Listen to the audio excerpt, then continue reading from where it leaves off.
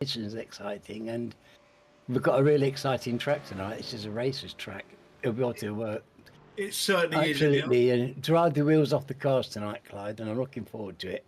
Yeah, this is for me. It was always, I wouldn't say it was a favourite track, but it was a track that I always enjoyed racing on because I don't know, it's just different. I don't know if that's the right, it's got long.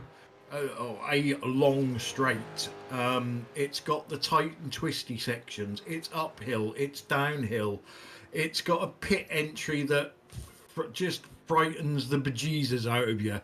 I think this one in Montreal, probably two of the best pit lane entries in the world. It's just one of those tracks that's got a bit of everything. Now, some people don't like it. I get that. If we didn't have differing opinions, we would all be the same person. But for me, it was, always a track that I enjoyed racing on. I was never quick. I never won anything round here. But I enjoyed the challenge of Interlagos. Yeah. Well, it's actually a track that lets ability and talent shine through, isn't it? There's so much judgment, and there's so much fine control involved in getting around here and keeping your speed up. There's lots of challenges, and it's I love it. I love driving around here. It's one of my absolute favorites. And I find that there are multiple overtaking opportunities around here. Sometimes you have to, should we say, force that opportunity. But there are opportunities there. There's heavy braking. There's even the twisty bits.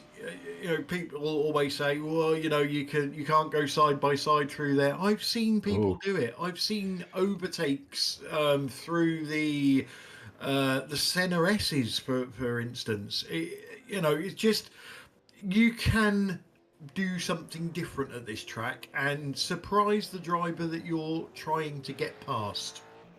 It favors early preparation, but it's got a lovely it's got a character that's it's all its own. It's got a flavour, this place. It's not like other tracks. It's not like an American old school track, isn't it? and it's not like a British track. But it's got something for everybody. But yeah, it pulls out the best out of drivers. I think it makes you work hard if you want to get a pass. You've really got to work hard. But you're quite right. Side by side, it's easily capable with pilots of this quality. Yes, definitely. So last time out, which was 3 weeks ago, we've obviously skipped a week because there was an iRacing special event going on. But reigning champion Simon Trendle took home a double victory at Fuji. So basically, impressive, wasn't it? Yeah, started this campaign as he finished the previous one. Some quick times in qualifying, in practice. I think Stacey Boyd was right up there with a 1:32.4. Currently, we are 7 minutes, just gone 7 minutes into the 15-minute qualifying session. Simon Trendle leads the way with a 32.8 and Tony Kloosterman second with a 32.9. They are the only two drivers in the tight. 32s. Very tight, yes, isn't it? Very tight.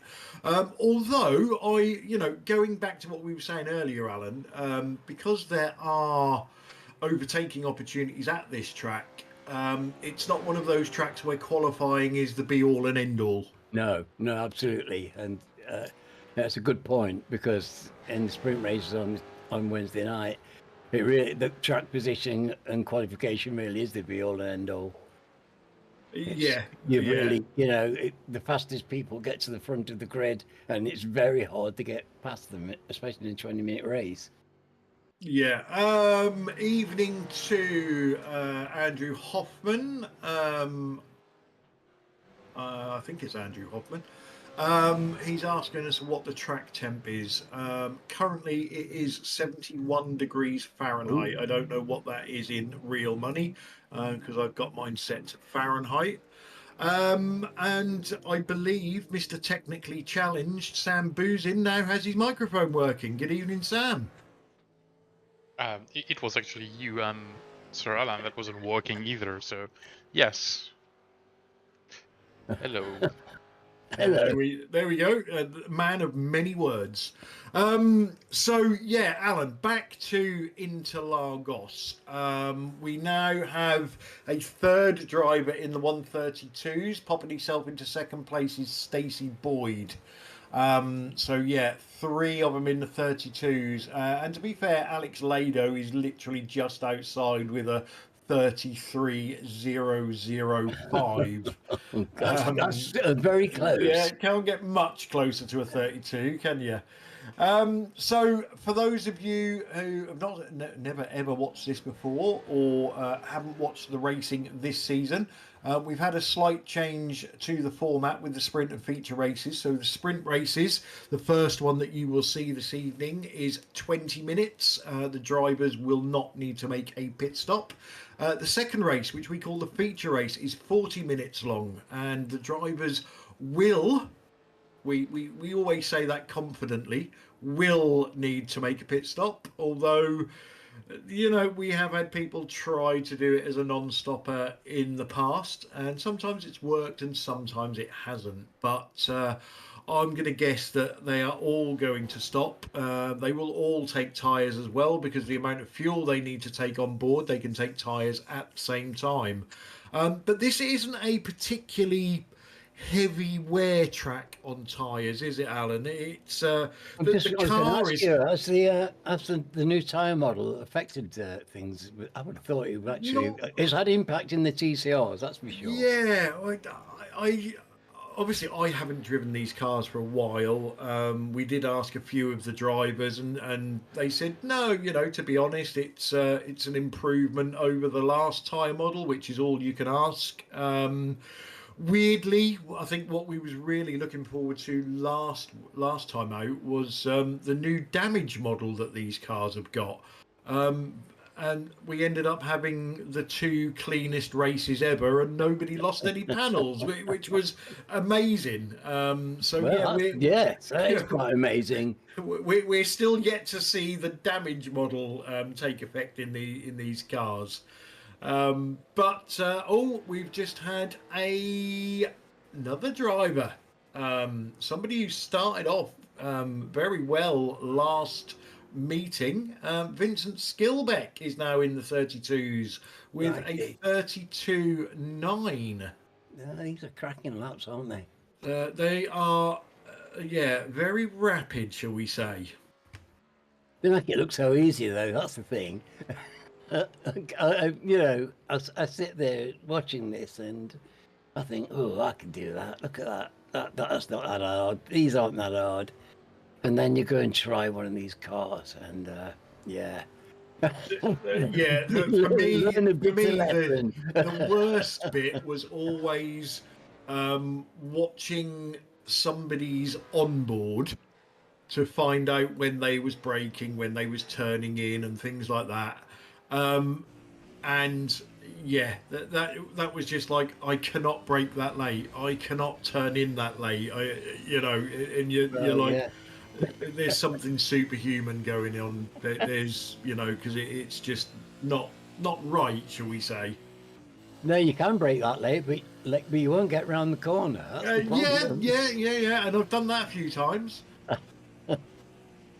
But yeah, skillful bunch, and those times are very tight. Now that's significant around here, because you have to battle for your overtakes. Nothing's given away. Bob Woodhouse joins the 32 club with the 32.8, slips himself into fourth place. Crikey, how many cars can 1 second hold? Yeah, under 2 minutes left in the 15-minute qualifying session. That's flown by, hasn't it? So yeah, it's now or never for these guys. Stacey Boyd is out on the track. In fact, everybody's out on the track apart from Jamie Wilson. Tony Kloosterman's just got in the pits, and Rich Jameson is in the pits. That livery, Tony's livery is fantastic, isn't it? There are some. To be honest, this car lends itself to nice paints. Yes. It's a fine canvas, isn't it? It is. It's an aggressive canvas, I think, the way the car looks, and it just sort of makes you want to do a paint job that goes, grrr, you know, it's one of them. Yeah, they're not the swoopy live kind of thing, are they? These are brute force and power. Yeah. Oh yeah, yeah. It's all, you know, power and seeing what you can do with that power. Well, in my case, it's normally revolving around in the middle of the track. Yeah, I've done that as well. I've gone round in circles off the track, on the track, in the pit lane. You name it, I've done it. But you know, all jokes aside, the car itself is absolutely fantastic. It takes time, it takes patience. You have to learn it, but when you do, it is so satisfying. So, checkered flag is going to be out in the qualifying, Alan. Can anybody pip Simon Trendle? I don't think they can. I think that's it. That's good news for Simon and probably not good news for everybody else. No, that's very true. So I will run through the grid very, very shortly. I just got to try and remember how to do something, and I remembered. God, my memory is awesome. So your grid for round 3, which is our sprint race this evening. Simon Trendle takes pole position for Team Chimera. Vincent Skilbeck cracking qualifying. Wheelie Bins Mayhem Republic in second. Stacey Boyd, Nova Motorsports in third. Bob Woodhouse fourth for Never Quit Racing Europe. Tony Kloosterman fifth, Never Quit Racing North America. And Alex Lado for XBD Emerald Racing in sixth. Bram Dubois, Never Quit Racing Europe 7th. Jamie Wilson, Team Chimera 8th. Tyler Newitt, BSTV Esports in 9th. Stephen Phillips, Dashhound Racing in 10th. Lars Jepsen, Mad Cow Racing, look out for that paint, it's a cracker, in 11th. And Ant Woodward, Never Quit Racing Europe in 12th. 13th is Rob Venn for BSTV Esports, Glenn Sidman for Simability in 14th, Rich Jameson for Rich Jameson Racing in 15th, and rounding out your grid, Stephen Keeper for Simability in 16th place. Champion. Right, I need to find myself a good vantage point to watch this start. Oh, that looks like a good one. So we set the gridding for 2 minutes to give everybody chance to set off their dash cams, and they, obviously these drivers like to record themselves and things like that, and wave to the fans, and you know, ring up mum and kiss the dog before they start a race. So that gives them plenty of time to do that. I'm enjoying seeing all these old friends on the starting grid. I wish them all well. Yeah, I just have a feeling this is going to be a cracker. And obviously with our sprint races used to be 30 minutes, now they're 20. It makes the drivers, you know, just go a bit harder. Lights are about to come on. And we are go for the sprint race. Good start up the front, apart not too well get away for Vincent Skilbeck.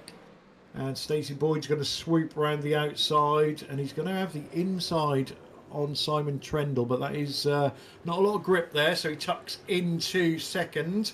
So change for second straight away. Looks like everybody else has got through nice and clean.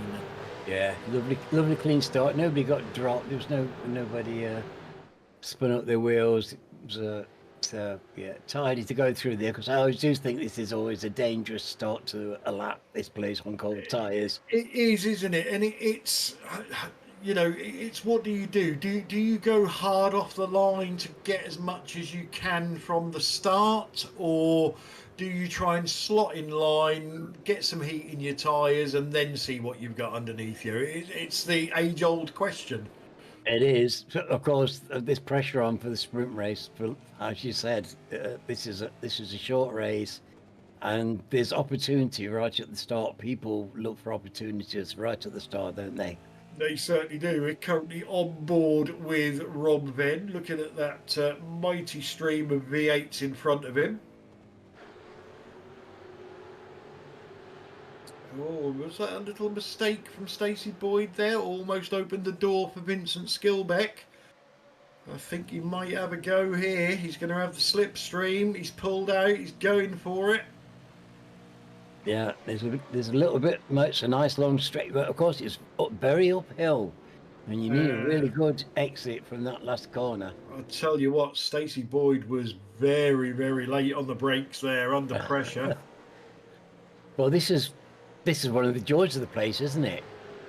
It certainly is. There's so many of these braking competitions because there's so many really crucial, tasty corners. Yeah, Vincent Skilbeck has thrown it down the inside again, and I think this time he's going to get it not done. Not 3 wide, please. Oh, there's blocking going on. There's all sorts going on here.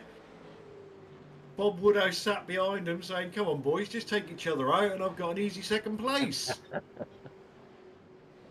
Yes, well, you know, nobody minds a freebie, do they?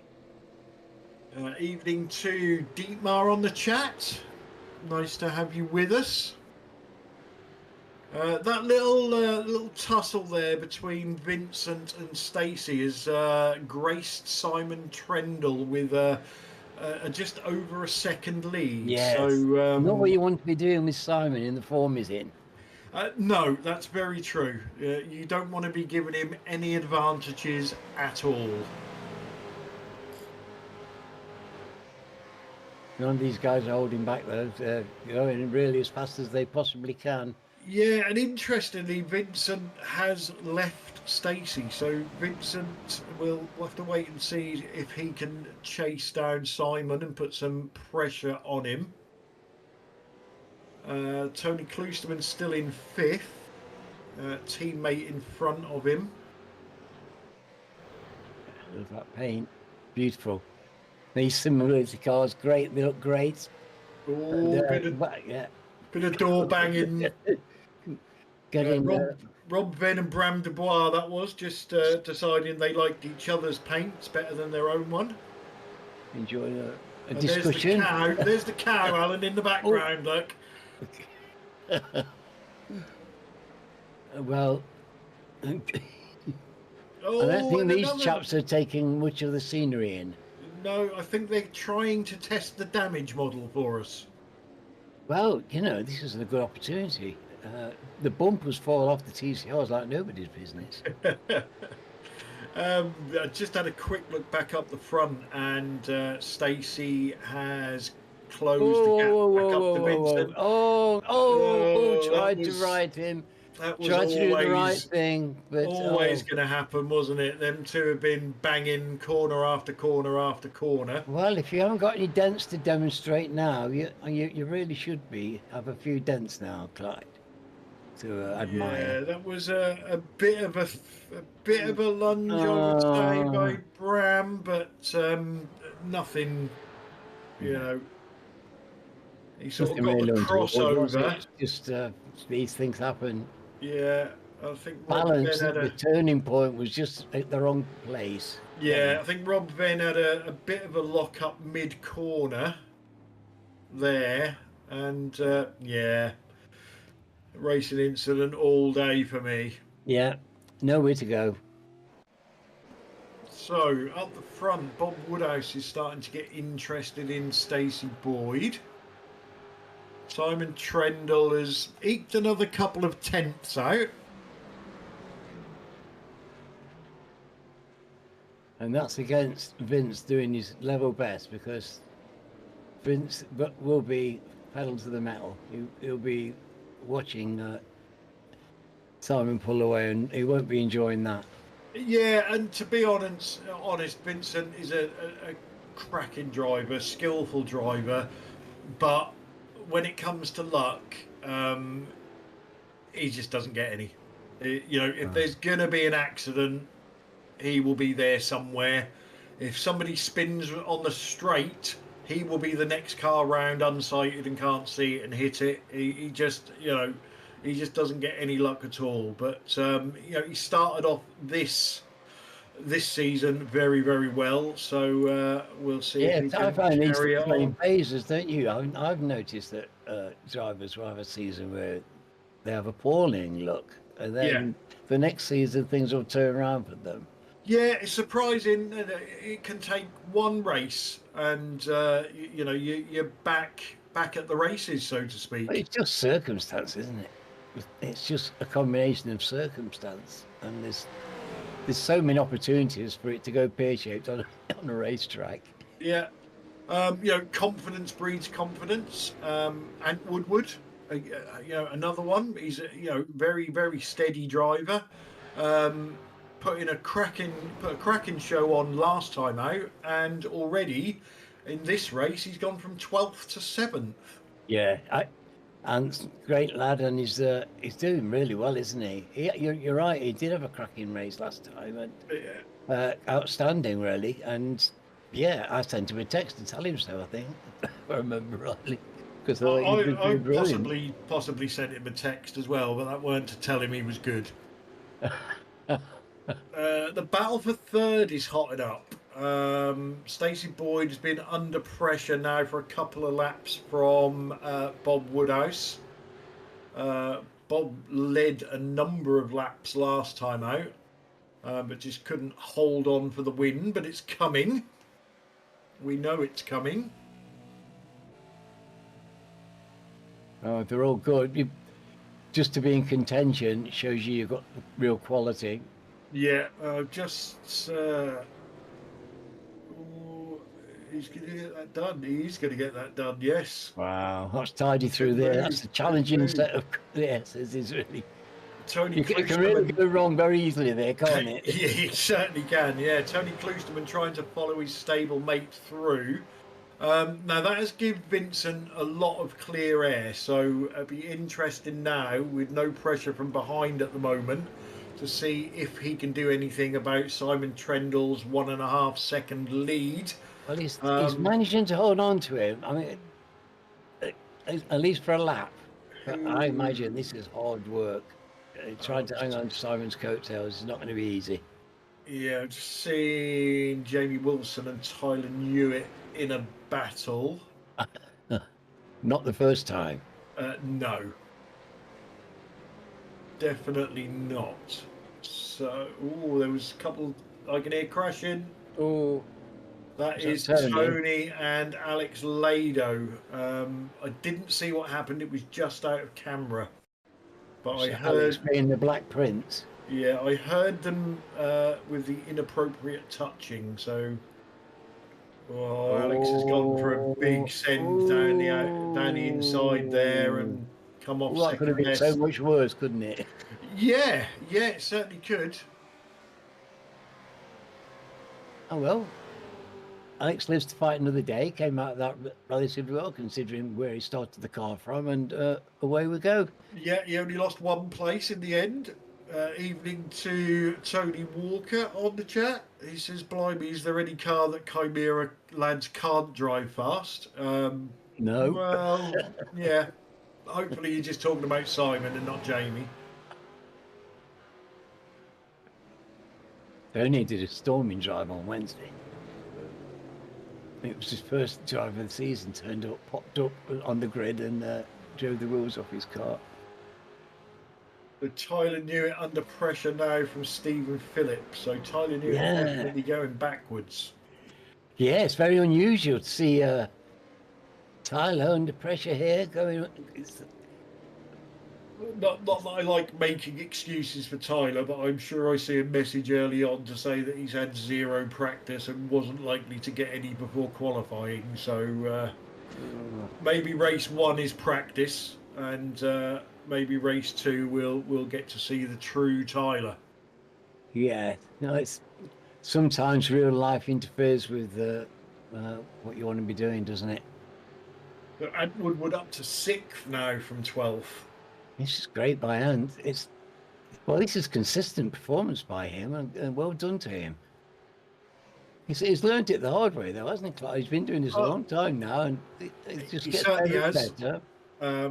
And he's been through the Sir Crash a lot phase. He's been through the Sir Quit a lot phase. And now he's going through the, well, hopefully it's going to be the Sir Podium a lot phase. That would be nice. Lovely. So the answer to can Vincent chase down Simon Trendle is looking like a no, because Simon has pulled out another half second. That gap's now out to 2 seconds. But this battle goes on. Simon Phillips has got past Tyler Newitt, but Tyler Newitt's going to have a go back. And these two guys have been racing each other for many, many, many years. Well, that's one of the joys of league racing. Yes. You've raced these guys, you know their style, you know how far they'll push the car. It gives both of you a great deal of confidence to race together close. And that makes for fantastic racing for us to watch. I love league racing. It's got it all over any kind, because the relationships you build up let you race better, closer, tighter, you name it, with more respect. Yeah, I didn't see what happened there, but Antwood got past Tony Kloosterman for 5th, and Tony was then under pressure again from Alex Lado, who is now under pressure from Jamie Wilson. Jamie. Fantastic stuff. Well, T1's going to sort them out. They all got that pretty well. That was tight, wasn't it? They all had a good line through there. Alex took the sensible option there. A lot of experience the way they took that corner. I'm now getting abuse on the chat from Mr. Crashy himself.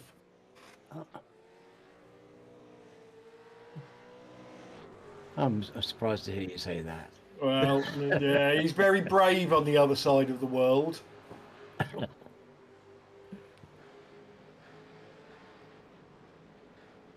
Is it holiday time? It's Mr. Andrew Hoffman from Australia. Oh, that is a fair old way. Who keeps threatening to come back and race, but hasn't shown up yet. Probably because of the new damage model. He probably would just have an engine and 3 wheels. Aren't you race from Australia? I met a gentleman. I raced against a gentleman who was in Australia. I did. He was in the outback. Okay. It was the middle of the night there. It was midday here. Was his name Mick Dundee? He might as well have been. His description of his life was interesting. He had a still. That's why he was living in the outback, because he had a still, and he was absolutely rat-ass pissed. And racing on iRacing from Australia. Yeah. Just remember, honestly, folks, don't drink and drive. In the Discord, it sounded like he was sitting next to me. It was so clear. Yeah. Couldn't believe it. Yeah. Technology is a wonderful thing. Well, right. We've got just over 5 minutes left, Alan. Yes. Simon Trendle some guys, but not very many. Yeah, Simon Trendle has checked out.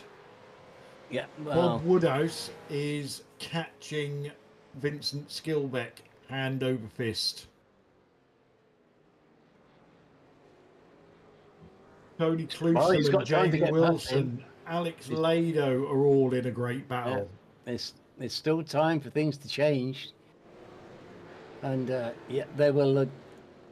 They won't be holding back at the end. There's lots of entropy goes on in these races. Yes. Everybody's trying to decide everything on the last lap. Very exciting. I suspect Stacey Boyd may be making some setup tweaks for the feature race. Probably not gone as planned. Tony Kloostem under a lot of pressure now from Jamie Wilson. Alex Lado just sitting behind, watching what's going on in front, seeing if there's an opening. Jamie Wilson. By Jamie. Yeah. The entry to turn one. If you can keep it round the outside, then you've got a good exit into turn 2 and then into 3. Tony's a wily old boy, isn't he? Yeah, he's not going to give anything away. No, you've got to be very brave to do it. Ooh, nice piece of suspension, working hard and in service of entertaining the masses.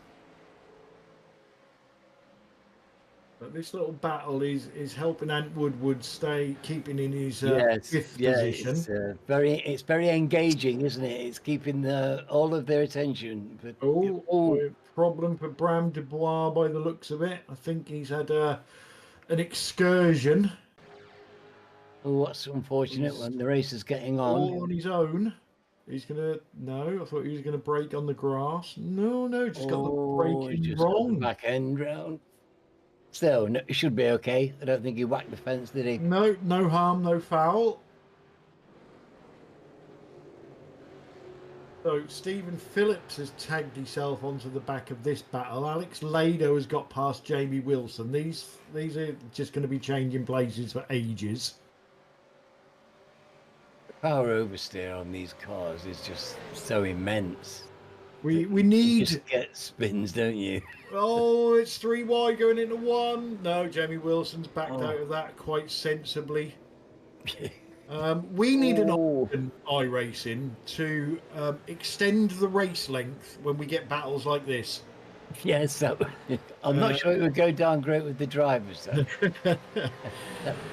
Jamie Wilson with a little error there. Let's Stephen Phillips through, and is now under pressure from Tyler Newitt as well. And I think, I thought Tyler was going to get that done now, but he just didn't get any grip on the outside of the track. But he's got the inside this time. This is Rob Venn on Rich Jamieson. This battle's still going on. Tyler's got the advantage here. Lock up from Jamie Wilson. Jamie Wilson has gone from battling Tony Kloostem for 6th down to 10th. Yes, and he's done nothing wrong. Absolutely nothing. Alex Lado is trying everything he can to get past Tony Kloostem. I am going to keep an eye on the leader to find out where he is. So... Well, he certainly put his foot down, didn't he? I think he's going to get the white flag this time round. He is. I can see Barney waving it. So the leader starts the last lap. So these 5 here have got 1 lap to sort it out. Vincent Skilbeck is in a fairly comfortable 2nd. Bob Woodhouse fairly comfortable 3rd. Stacey Boyd is in no man's land between Bob Woodhouse and this 5-car battle here. Looks like a lot of fun to me. These guys will be of coat hanger smiles, I imagine. This is just why they're here.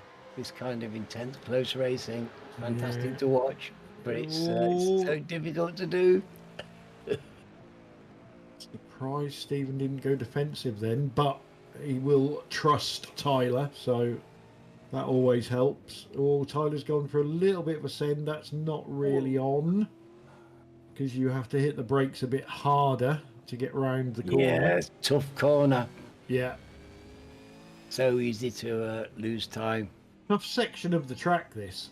Uphill, downhill, off camber. It's so beautiful, left, isn't it? Right, left. And these cars, where you can use that oversteer and get the tail out. You can just see the movement on Tyler's steering wheel, just trying to keep the back end under control.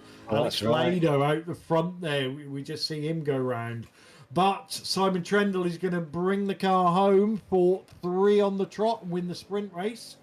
That's Vincent a very Skilbeck convincing victory. second, Bob Woodhouse third, Stacey Boyd fourth. Tony Kloosterman just managed to hold on there. So Ant Woodward fifth. That's your top 5.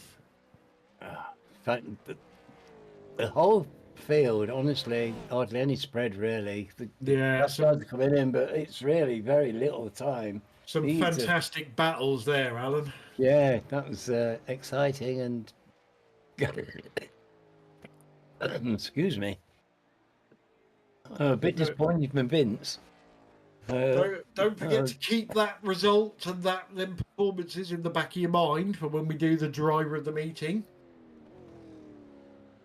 That's quite a challenge. I have to use my hard drive here. Right, so let's have a go at bringing you the official result from race 1, which was round 3, the sprint race from Interlagos.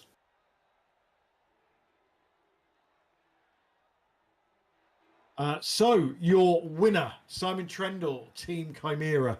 Second was Vincent Skilbeck for Wheelie Bins Mayhem Republic. Third was Bob Woodhouse for Never Quit Racing Europe.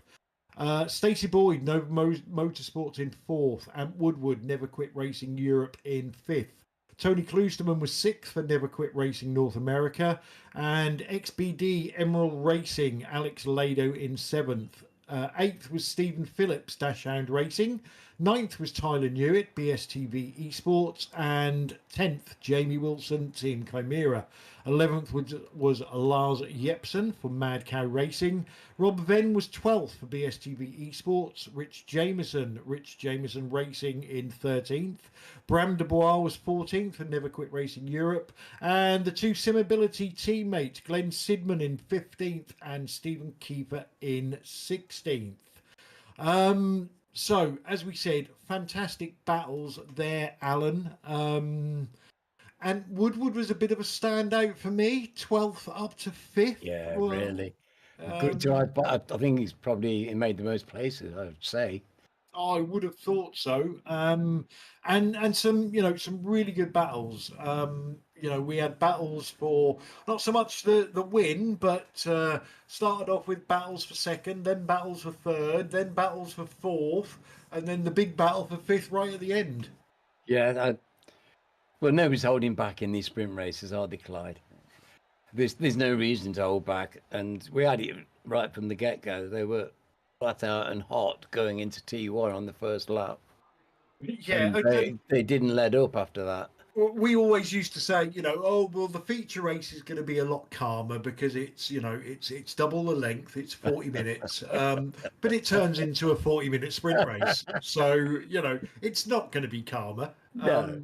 The only, the things added to the feature race are the top 10 from race 1 get inverted. So that puts, I believe, Jamie Wilson on pole for the feature race. Simon Trendle, the winner, will start in 10th. So he's got to use skill, judgment, and luck to get his way to the front. And then obviously we throw in a pit stop as well. Now, a lot of people say, well, that's nothing. It's just a pit stop. You drive in the pit lane, you get some fuel, you change your tyres, you drive out. There are a lot of things that can go wrong, including the entrance, speeding in, speeding out, getting the wrong pit box. In Pete's case, getting the wrong pit lane.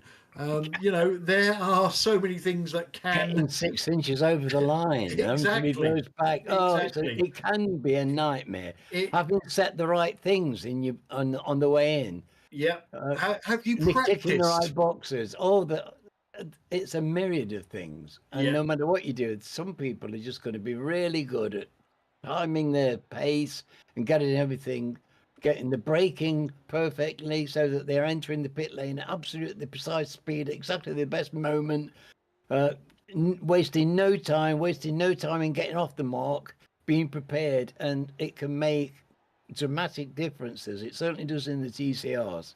Yeah, and it does here as well. And the the length of the race and the fuel limitation has also given us quite a wide pit window as well. So there are normally a number of tactics going on, from those that pit as early as they possibly can, to those that pit as late as they possibly can, to those that split the race in half, and away they go. And then you get the odd driver that you look at and you're like, I honestly have no idea what your tactics are. You are not doing anything that anybody else has done. So, let's hope it works for you. Well, we do have famous fuel savers, don't we? We do. In leagues, and We do. they're very hard to read in any given situation. I always find you never know quite what they're going to do. We do spend time on board with drivers if we are suspecting that they are fuel saving, just to see if we can spot it, with a lift and coast into the corner and things like that. But the funny part of the tactics usually comes out in the endurance races, because they can just be absolutely wild tactically, and we usually have about 77 different guesses going on at one time as to what drivers are doing, and we're still wrong. And it happens in the feature races as well. Obviously, because it's a bit quicker, we don't have time to come up with so many conspiracy theories about what drivers are doing, but invariably we still get it wrong. Well, I can see Mad Cow here milking the drama of the situation. Oh, I like that. Tell us another one.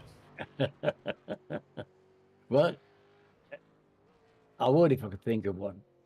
Well, but it's very nice to see somebody else here testing the track temperature, and probably going to see if they can get in the pits in one piece and do it with minimum panic, minimum error.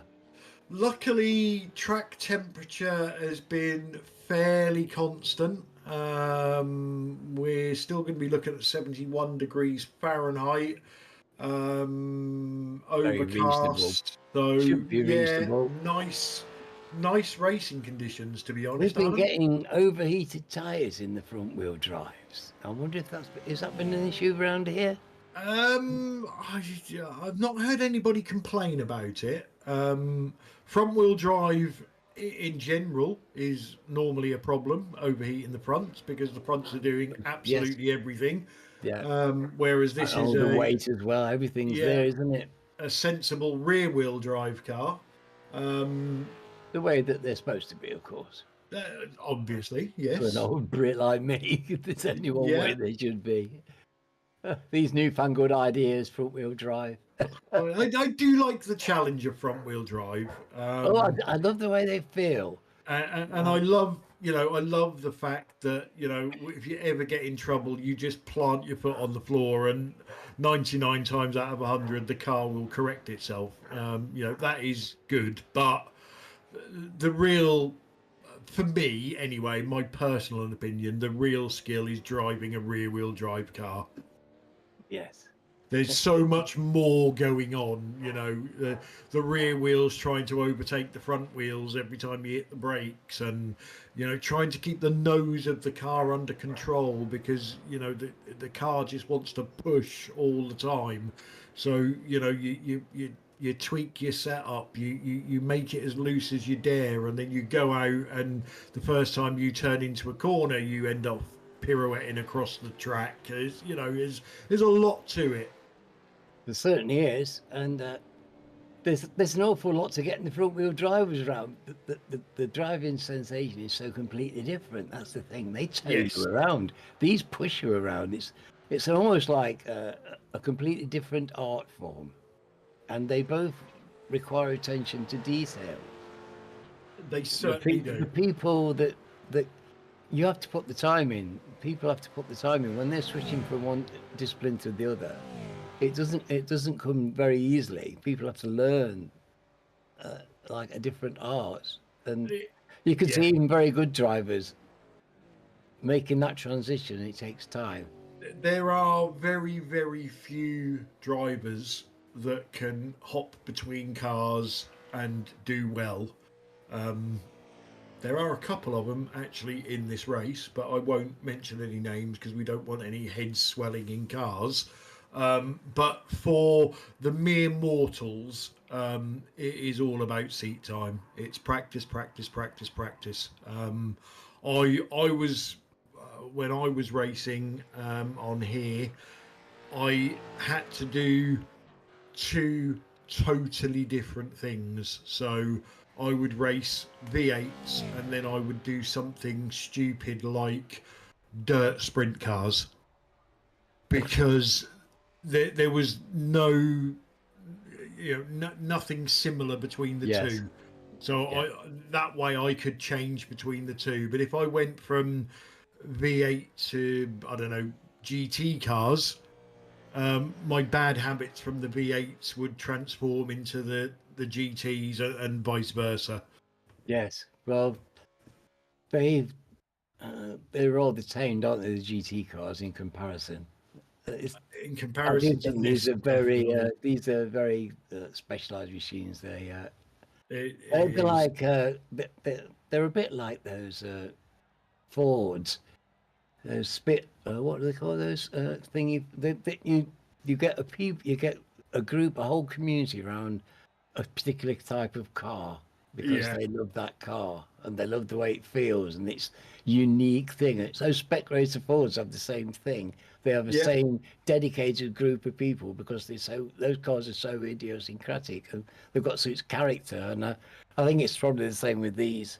Could be. Right, let's bring the grid for the feature race. Jamie Wilson takes the reverse pole for Team Chimera. Tyler Newitt in second, BSTV Esports.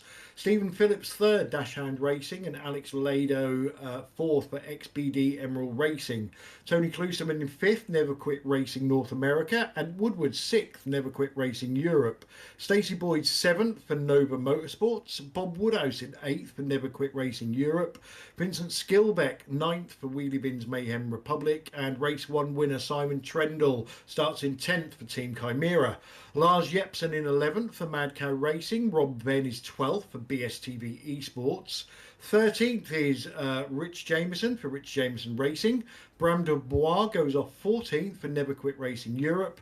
Glenn Sidman, Simability in 15th. And rounding out your grid is Stephen Keefer, Simability in 16th. I love these reverse grids. So this is going to be calm, Alan. Oh yeah. I think not.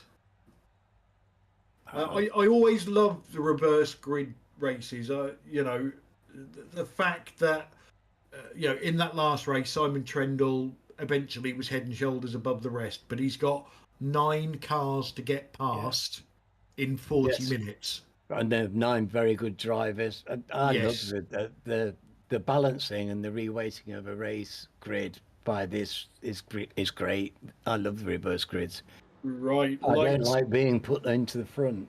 No, lights are coming on. We're about to go green. We're away for race 2. Strap in, hold on, and maybe close your eyes at some point. Nice clean start by everybody. Everybody lifted off there very nicely. Can we get around here safely? It certainly looks that way. Can't see any smoke or flames. Oh, Stacey Boyd has just gone round. No damage, I don't think. No, don't. I think it was a nudge, but I'm not 100% sure. I might be doing somebody a disservice there.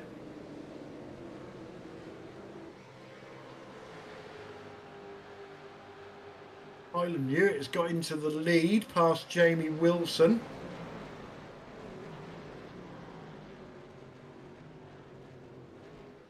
Tony Klusterman was very wide there. I don't know whether that could have been intentional. So let's wait and see. My bottom is going numb if anybody's interested. Excellent. Get somebody to come and give you a quick massage. I could do with a cushion, I think. I shall have to remember next time. they're all really trying very hard to not let Simon make progress in these early stages. Yeah, well, the only place Simon has made up so far is from the spin by Stacey Boyd. Yeah. But, oh, hang on. Look at Jamie. Simon Yeah. Trendle got damage. Damage on the front left, maybe. Simon Trendle. Front right, sorry. If Sam can have a look at that after we've just watched this. This is Stephen Phillips going for second place around the outside of Tyler Newitt. But I'm wondering if that Stacey Boyd spin was something to do with Simon Trendle. Oh, Alex Lado just went as well. Now that may have been all on his lonesome. Yes. It can happen at that corner very easily. The power coming through the back wheel of these cars, the back end can get away from you. Is that... I'm sure that is damaged. I'm sure there is a gap in that front bumper. Yeah, it definitely looks like damage. If there is, that's not going to do his racing chances any good whatsoever. Right, let's have a look. Ooh.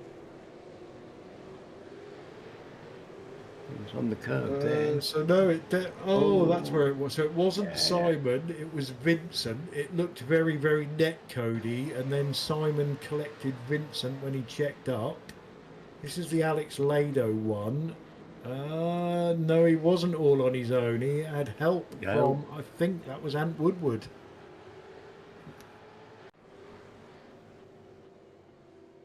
So Alex will be sending Ant a horse's head in the post tomorrow. Right. Well, there's not a lot of room between these cars, and it doesn't take very much to have a contact, that's for sure. So Team Chimera lead the race again, but not Simon Trendle. Yes, different head on the Chimera. And a very good job. James got a track record in TCRs of doing this as well. Getting to the front with the reverse grids and doing a heck of a job of staving off people. So, yes, he has. He doesn't. I was just going to say he doesn't do as well in the V8s, but he's not surprised us recently. But he's come into a bit of form. So we know Jamie's a good driver, and he's another one that could do with some luck. It must be horrible to have your teammate beat you every single race. Oh, I have to put up with it. I'm used to it by now. I have all my teammates beating me every single race, and I've got a lot. Yeah, you are part of the biggest team in the world, though, Alan. Yes, but I also always last. But I get my recompense in love. I do. No, I don't know whether Sam has spotted that, and that's why we jumped on board with Stephen Phillips. But he looked like he just lifted off there, Sam, into turn one. I don't know. I don't think so. No, he just didn't seem committed, shall we say? Well, but the top 8 are all still close together. And again, the problem for Simon Trendle is, you win the first race, and the driver that comes second then starts in front of you. The driver that finished third is then in front of them. So it's not like easy pickings right from the start of the race. They're all drivers that hopefully challenged you in the previous race. yes. But if you never ever say anything else about Simon Trendle, what you can say is he is patient. He won't He won't force a move. He will wait until you either make a mistake or he gets a run. And, you know, inevitably he gets up to where he wants to be or thinks he should have finished. So don't count him out just yet. I don't count him out at all. He's far too. He's a very thinking driver, and he can plan his passing moves. And you need to, I think. I think you need to be a bit ahead of the game to get passed around here. If that, or you're making contact with people and right in the midst of the punch up. Yeah, so this little battle's going on again. Rob Ben, Bram Dubois, and Lars Jepso in the cow, all going at it. Although Lars made a bit of a mistake there. But it just shows you how much time you can lose at that one corner. When Yeah. You just make it slightly wrong. It looked like the car was just getting away from him and he hit the brakes and locked the wheels up. It's the fast corner though, isn't it? You're coming in there at a rate of knots. Yeah. You need to get on the brakes and, yeah. You can pick These anyone. guys aren't leaving much room for error, are they? They're Well, sort of... pick anyone from 5 at the moment for the lead. Oh, there's nothing in the times.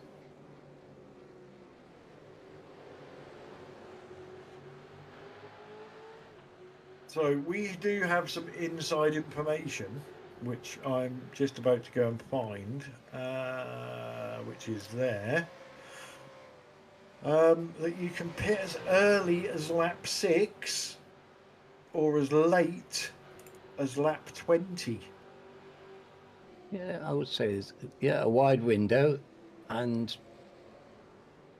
we have plenty of 6 lap pit stoppers, so that's, it probably surprises me a little bit that these cars would do that, because I think they're a bit thirstier, but yeah, it works. I mean, certainly the clever people that they are, they will know whether it's advantageous, suiting their strategy. Yeah, and sometimes Alan, whatever's going on in the race can dictate your strategy, can't it? So, for instance, Simon being stuck behind Vincent and Tony and seeing the top 5 drive away might force Simon into pitting early to try and get some fresh air in front of him and some clear track to try and make that time back again. Yes. And well, these decisions on the fly can turn races, can't they? Exactly, and that is what motor racing is about. Especially when there's pit stops involved. You can have sit on the grid and you know exactly what lap you're pitting on, and that's it. And then 3 laps into the race, that strategy's out the window, and you've got a new one. So Vincent trying to put some pressure on Tony, and there you go. There's Tony straight into the pits, lap 6. That actually surprised me. I thought as he was leading this group, it may have been beneficial to stay in front of them.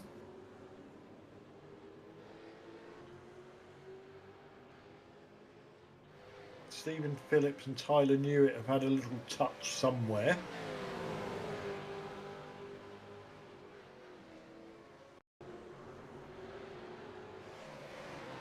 This is Alex Lado and Ant Woodward.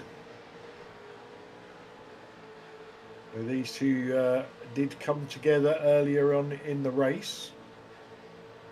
Oh, it's Bram. Sorry, it looks like Ant from here. Can't see the numbers. Oh, that was all on Alex. Alex just drifted over there and Bram was already occupying that space. So a battle for the lead now. Stephen Phillips putting pressure on Jamie Wilson. Still, these top 5 are together. Yes, there's no splitting them up, is there? No, and further back, Simon Trendle still can't get past Vincent Skilbeck. So this is Tony coming out of the pits. What has he done? Long lane to come out as well. Oh, he's gone on the grass, hasn't he? Yeah. There's some grass behind that fence, but I think he got away with that one. Ooh, hope so.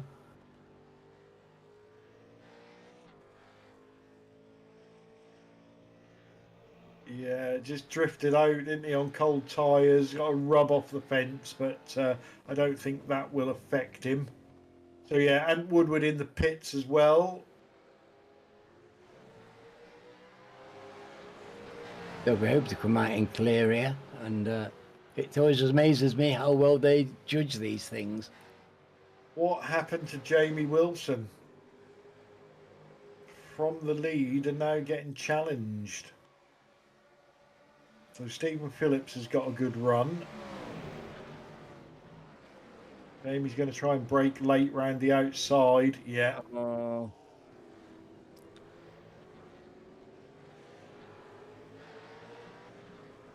Yeah, he'd be kicking himself with that one, but he's still in the hunt. Yes.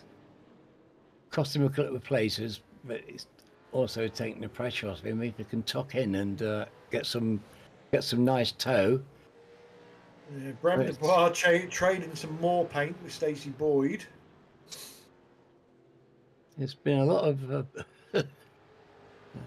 lot shall of we say, a lot inappropriate of yes, intimate, because quite a lot, really. Bob Woodhouse and Rob Ben into the pits. Evening to Nikolai Bogotyrev on the chat. Hope you are well, mate.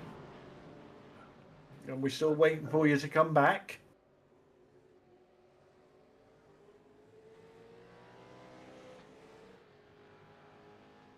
Bram Dubois in the pit lane as well. These are your first and second places, Stephen Phillips and Tyler Newitt. Tyler always used to be one of the very best at fuel saving.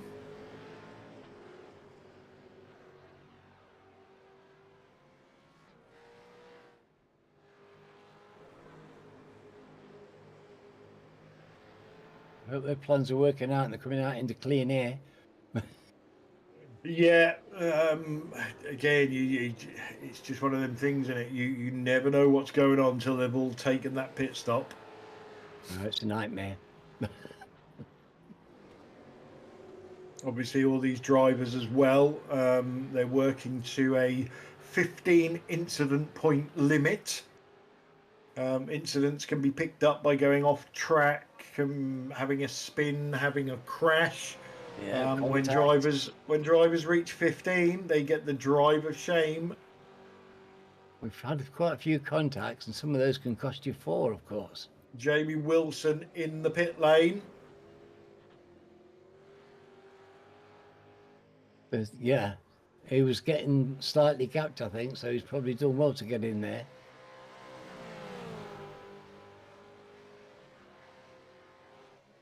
But these guys have got, Simon and Tyler have now got light cars, and they're trying to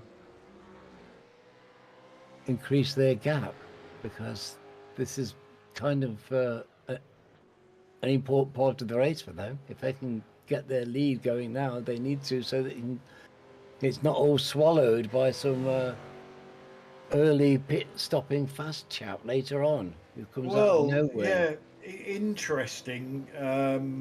Ant Woodward was one of the first to pit, and he's jumped Jamie Wilson. But then will he suffer later in the race with more worn tyres?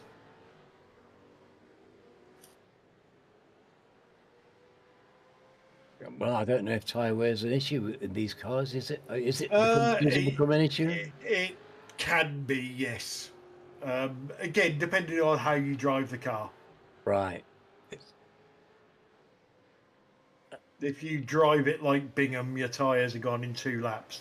Yeah. It's I'm not so much if you drive it the way Ant's doing at the moment, they're probably going to get hot and. Yeah, I was going to say it's not so much wear; it's more heat. He's when you're pushing on the way Ant is, you're not being kind to your tyres at the same time. That's for sure. Well, if you're a magician.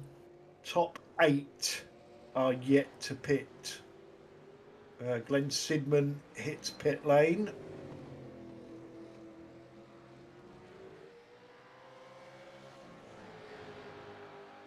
Glenn, if you don't know, is the chief of our principal sponsor, Simability.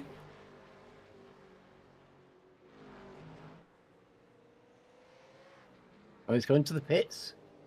No, I mean, is Mr. Kiefer going into the pits? Yeah. So you've got Glenn from Simability and you've got Pete from Knowability. I do hope he's enjoying Taylor Swift Yes. or the Spice Girls or Steps or whatever it is he's gone to see. Goodness. Is it one of those 80s extravaganzas?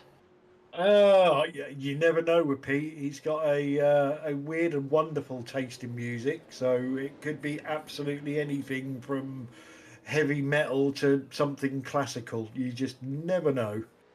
Well, that sounds like a good place to be. Although, to be honest, he has got me into a few musical trips, so I do thank him for that. There's some music that I listen to now that I never would have done if it wasn't for Pete. Stephen Phillips from the lead into pit lane. Lars Jepsen takes the car into pit lane as well. So Tyler's inherited the lead, has he? Tyler, the fuel saver.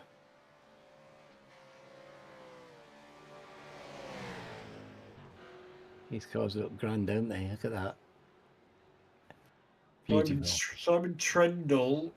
I know he hasn't pitted yet, neither has Vincent, but Simon hasn't been able to get past Vincent. No. And I'm sure that's that won't be going according to plan. Yeah, 18 minutes on the clock.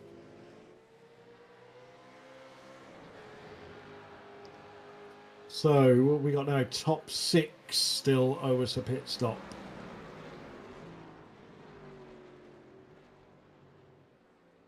Or they're likely to go down to the fumes now, I would say, aren't they? Well, we're told late as lap 20. So are any of these 6 splitting the race? What did we do? 13 laps, didn't we, last time out? So that will be next lap So pitting. there could be a flurry coming up, otherwise we'll know. Because if they don't, then we'll know that they've got a strategy. So little nudge, little nudgy there with who is that? Bob Woodhouse? No, Bob's behind.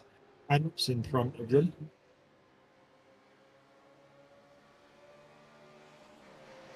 Which allowed Jamie Wilson to get past Stephen Phillips. Stephen Phillips now putting the pressure back on. Jamie's on the outside that he doesn't like. We've seen him lock up a couple of times and he wasn't fully secure going in that time, but he should be okay now.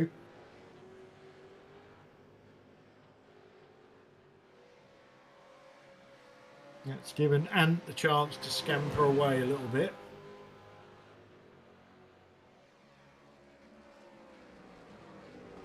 He's got plenty of pace tonight, hasn't he? Yes. Yeah, Bob Woodhouse interested in this battle.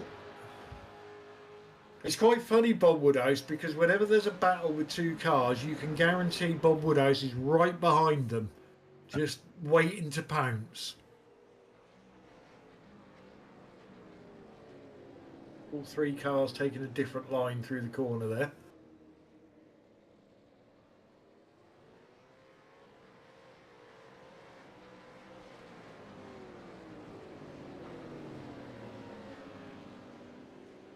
Section. Still no pit stops. You can still get a slight gap, but you can do a suicidal late break and make it back. Stephen Phillips was on the edge then. Yeah, it certainly was, wasn't it? But that's what happens if you're getting gapped. You take the opportunity to leave the break in as late as possible and try and get back into the tow. You don't want to lose that tow. Exactly, and this car is so easy to overdrive. And so tempting as well.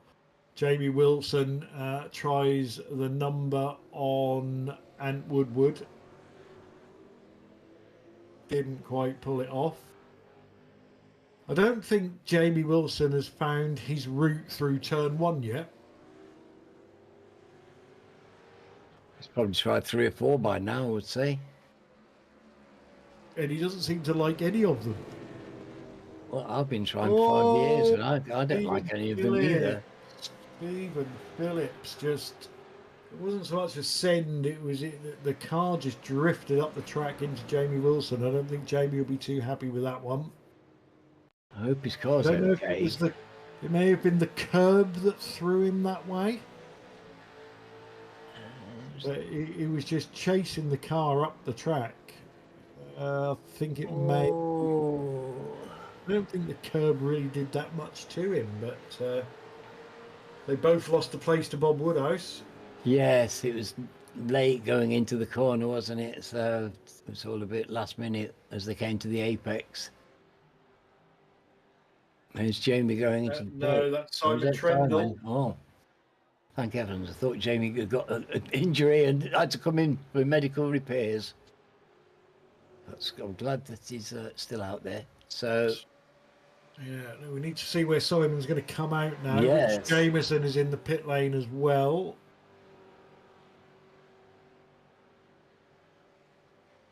So it is just, what, the top 3 now, I think? I would suspect that this will be a short time for Simon.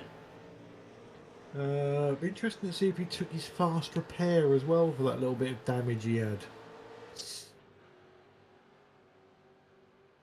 So He's in front of... No, he hasn't. He's still got that damage. He's come out in front of his teammate, Jamie Wilson, and behind Stephen Phillips. he's wasting no time trying to remedy that, but Mr. Phillips has it at the moment. Yeah, well, fresh boots. Stablemates going at it here. Tony Clouston and Bram Dubois.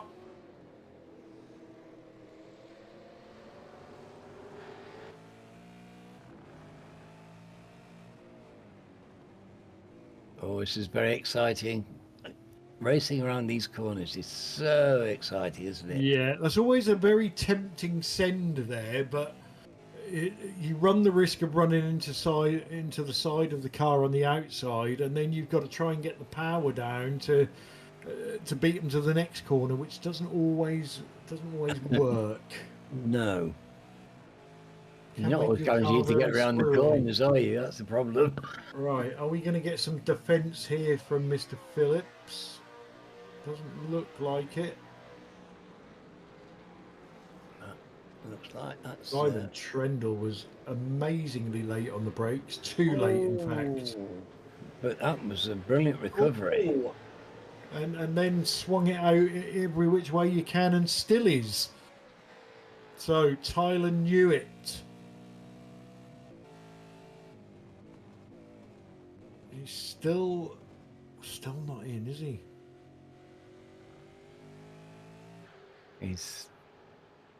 Well, there'd be no point in him coming in until he absolutely has to. He's been in. Has he been in? Right. He's just come out in front of this pack. Well, he's in a good place there. Has Alex been in? No.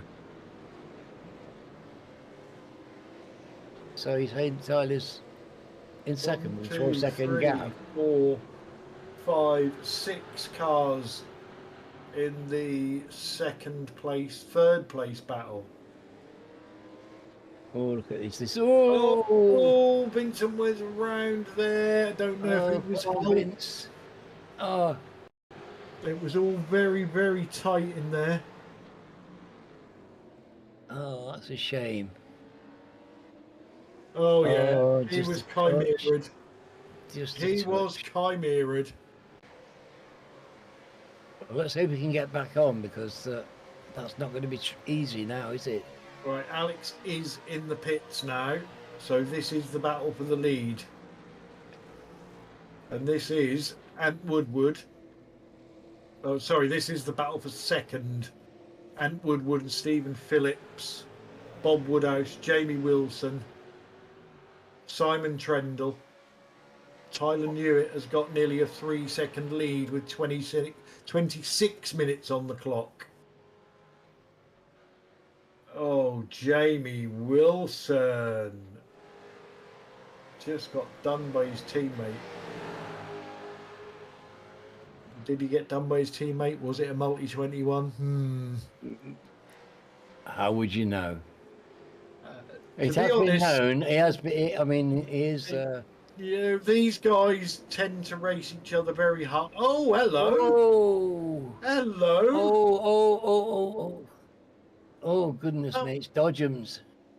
I don't know if there was a touch there or not, Sam. It looked, Oh, I say, chaps, it's like synchronized spinning. this is very intimate. What happened there? One was wide. Then they're under control. One down the inside. There's the touch. Oh, crikey. And then This is Jamie Wilson just put his foot down and tried Crikey. to ram his way through it. Oh, just watch Jamie. It's like, yeah, they're spinning. I'm just going to floor it and see what happens. Here we go. Out of the way, teammate. Out of the way. Coming through. To be fair, that's usually quite a good tactic. Well, Jamie and Simon seem to be occupying third and fourth now. Well, Jamie and Simon are now going at it, and that's like Vincent into the battle as well. Well, I'm glad Vince is back into it after his slight mishap, because he's doing a sterling job tonight. He looks quick tonight, doesn't he? He's been surviving at the front of both races, and that's, I think, is not easy. Meanwhile, Tyler Newitt and Ant Woodward are disappearing into the distance. Yes, and we know that Ant has had pace tonight, but can he close the gap on a fleeing Tyler Newitt? We shall see. He's got 4 seconds to find. They're both on. Lado there, getting past Bob Woodhouse with a nice move.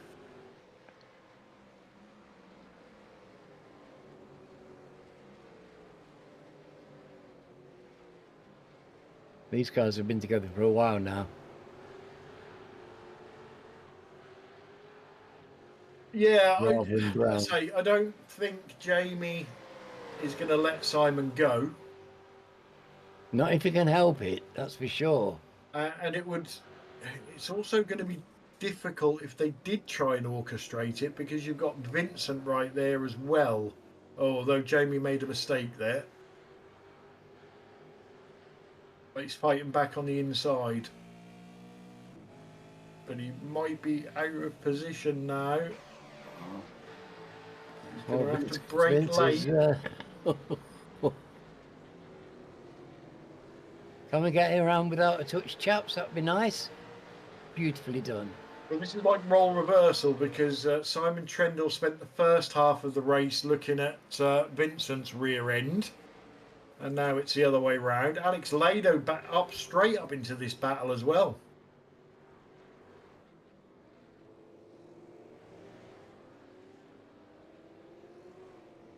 And I think... Right, he's done well, hasn't he? He's just got out of the pits. And he's, the more these battle, the more it's going to bring Stephen Phillips and Bob Woodhouse up with these as well.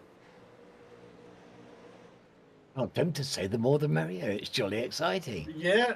Well, they've done their synchronised spinning. Look at that. Yes, I'm glad about that. I'm glad I'm not beating out the panels after this race, to be honest.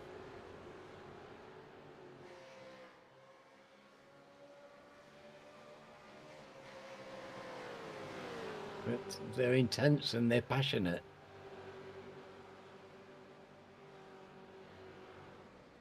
Vincent went as wide as you possibly dare there, and I think he's got the run here. I think he's got the run. He could have closed the door and didn't. Very fair driving, very nice to see, and this is great pace by Vince. Yeah, to be fair, but because he's in Australia, he is very aware of netcode and does tend to give drivers an extra bit of room just to be on the safe side, which can hinder him sometimes, but it is very fair of him. Alex Lado, he likes that move there. He's just got past Jamie Wilson. Oh, Vincent wagged the tail.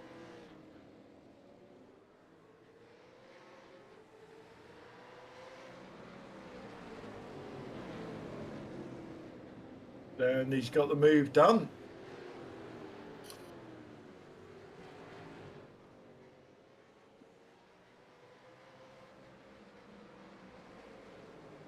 Wow. How do you call it with this lot? Yeah, it's like that battle in race one, isn't it? It could go anyway. You know, you would like to think that Tyler and Ant have got this sewn up in first and second, providing they don't make any mistakes. And the battle is going to be for the third place on the podium. But it's just under 8 minutes to go. Anything can happen.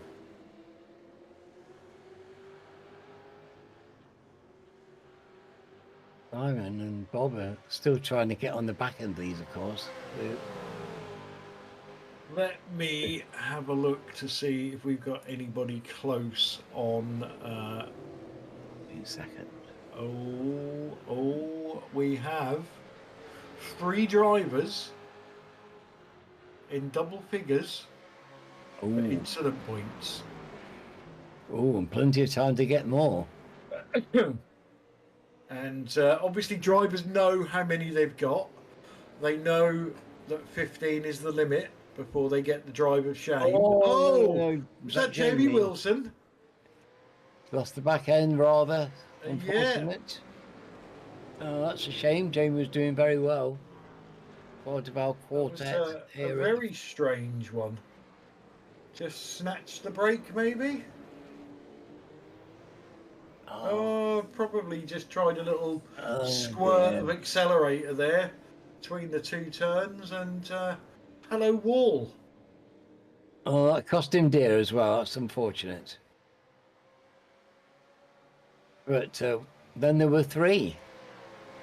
Yeah, and Alex putting pressure on Simon. He can only play into Vincent's favour. Oh, Simon with a big lock up there.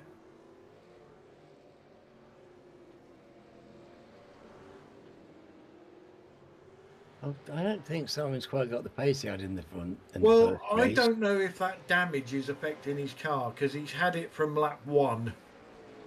Yes, but you'd think his fast repair would have sorted anything out, wouldn't you? Well, you know, a wise old trick is, you know, if you think your car's okay, don't use it.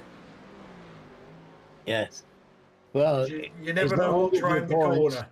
He's got plenty of points in his kit already. already. Yes. And he's certainly a wily old bird, that's for sure. Non-wilier. So. Not sure Simon's ever been called an old bird before, but we'll ask him. Huh. I think something happened with Lars, yes.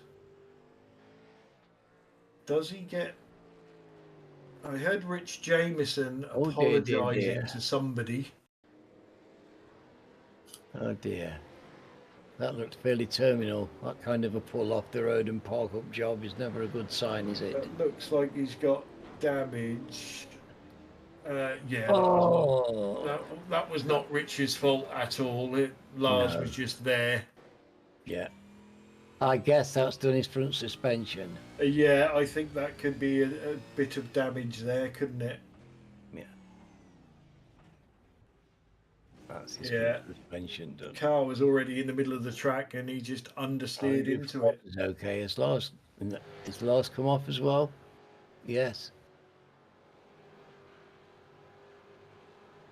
So, under 5 minutes to go, and Ant Woodward is on the back of Tyler Newitt. The timing board saying he's got 3.5 seconds. Is he? Yeah. Hey, he's miles away. That's all right. That must have been Bram Dubois and Rob Venn that we was looking at. Yeah.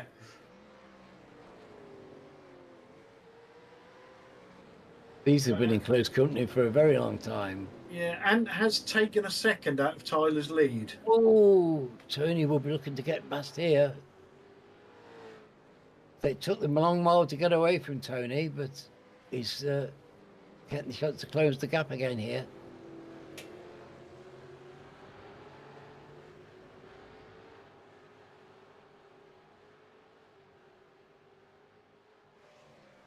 Rob's shot up. Was that Rob shooting off like hair? I'll tell you something, that gap to Tyler Newitt is coming down quite rapidly. I don't know whether Tyler's just taking it easy. Under 3 seconds now. Or It's whether been he's... stable, but it has been coming down, hasn't it? Yeah, he might just be teasing and... He wouldn't do that. It's back to 3 seconds. He would.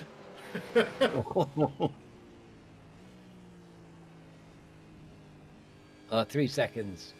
I don't think he's going to close that gap. You wouldn't have thought so, would you? Not without Tyler making an error, which is not impossible, but it's normally fairly it's not reliable. unheard of.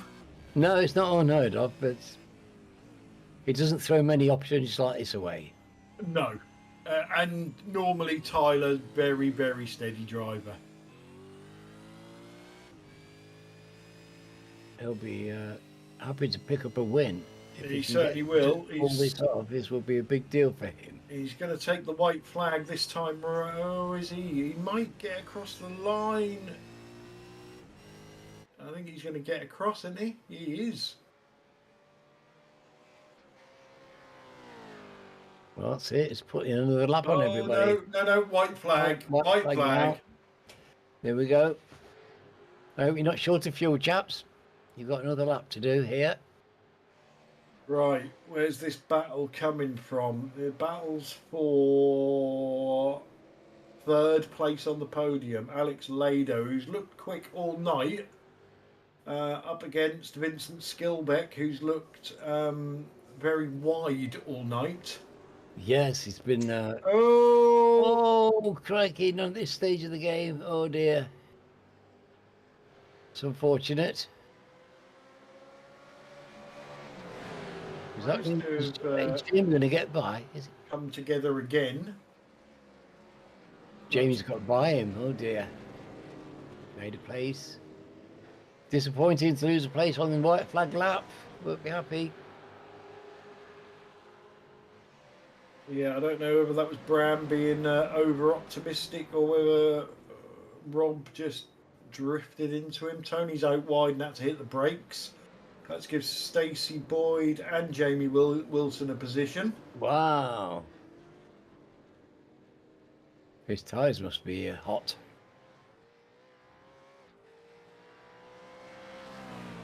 His tyres are hot or his fuel is short, one of the two.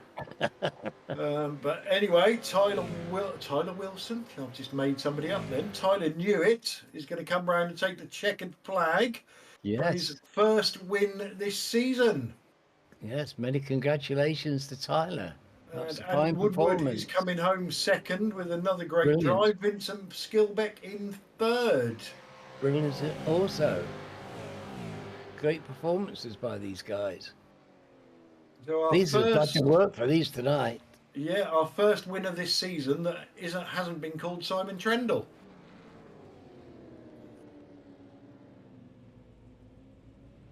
Well, it's only good for the championship. Indeed it is. Indeed it is. Another fantastic race, I think. We're just waiting for Glenn Sidman and Stephen Kiefer to finish.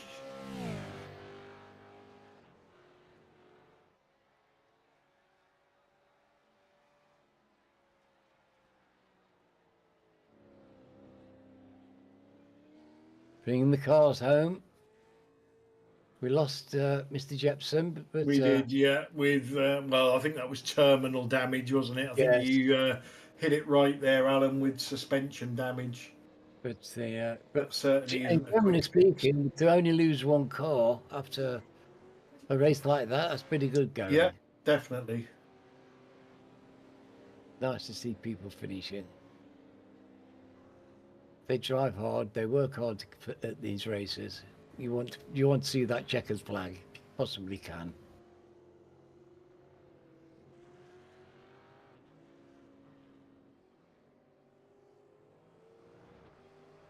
They put some rubber down on that track tonight, Clyde, haven't they? Look at They that. certainly have. Yes, they certainly have. Right, let's bring you your official race 2 feature race result. First, Tyler Dewitt, BSTV Esports. Yay! I'm not biased. Second, Ant Woodward, Never Quit Racing Europe. Third was Vincent Skilbeck for Wheelie Bins Mayhem Republic. And fourth was Alex Alado for XBD Emerald Racing. Simon Trendle was fifth for Team Chimera. Sixth was Stephen Phillips for Dashhound Racing. Seventh was Bob Woodhouse, Never Quit Racing Europe, with teammate Bram Dubois in eighth. Ninth was Stacey Boyd for Nova Motorsports, and Jamie Wilson 10th for Team Chimera. 11th was Tony Kloosterman, Never Quit Racing North America. BSTV Esports Rob Venn in 12th. Rich Jameson for Rich Jameson Racing in 13th. Glenn Sidman was 14th for Simability, with teammate Stephen Keefer in 15th. And Lars Jepsen was classified 16th, even though he was a non-finisher. So, Alan, another race with a lot of battles, a runaway leader eventually. Well, But runaway. great racing all the way down the field. Yeah, very combative, very competitive racing. A lot of action, and people have been working hard at this tonight, haven't they? They haven't been holding back. No, that's right. We say it every time we race. These drivers earn what they get out of these races because the cars can be so difficult to handle. But yes, another cracking night of racing. Yeah, that reverse grid really had a lot of impact in that second race, didn't it? It stalled Simon in the middle of the race for a long time, and he just couldn't get by Vince. Exactly. But that's what the reverse grids are there for, and that's what they do time and time again. Made for a very interesting and unpredictable race for us. I didn't see Tyler winning it. I'm delighted that he did, but no. I didn't see that coming. And we said, didn't we, in race 1 that he had no practice, and maybe he was using that race as a practice, and we'll see what he can do in race 2. Well, we saw what he could do. He could actually go and win it. So very good. And that's a lot of fast laps. It certainly is, yes. So I'll tell you what, let's get these interviews underway, and we'll start with race 2 winner, Tyler Newitt. Welcome to the booth. Hello.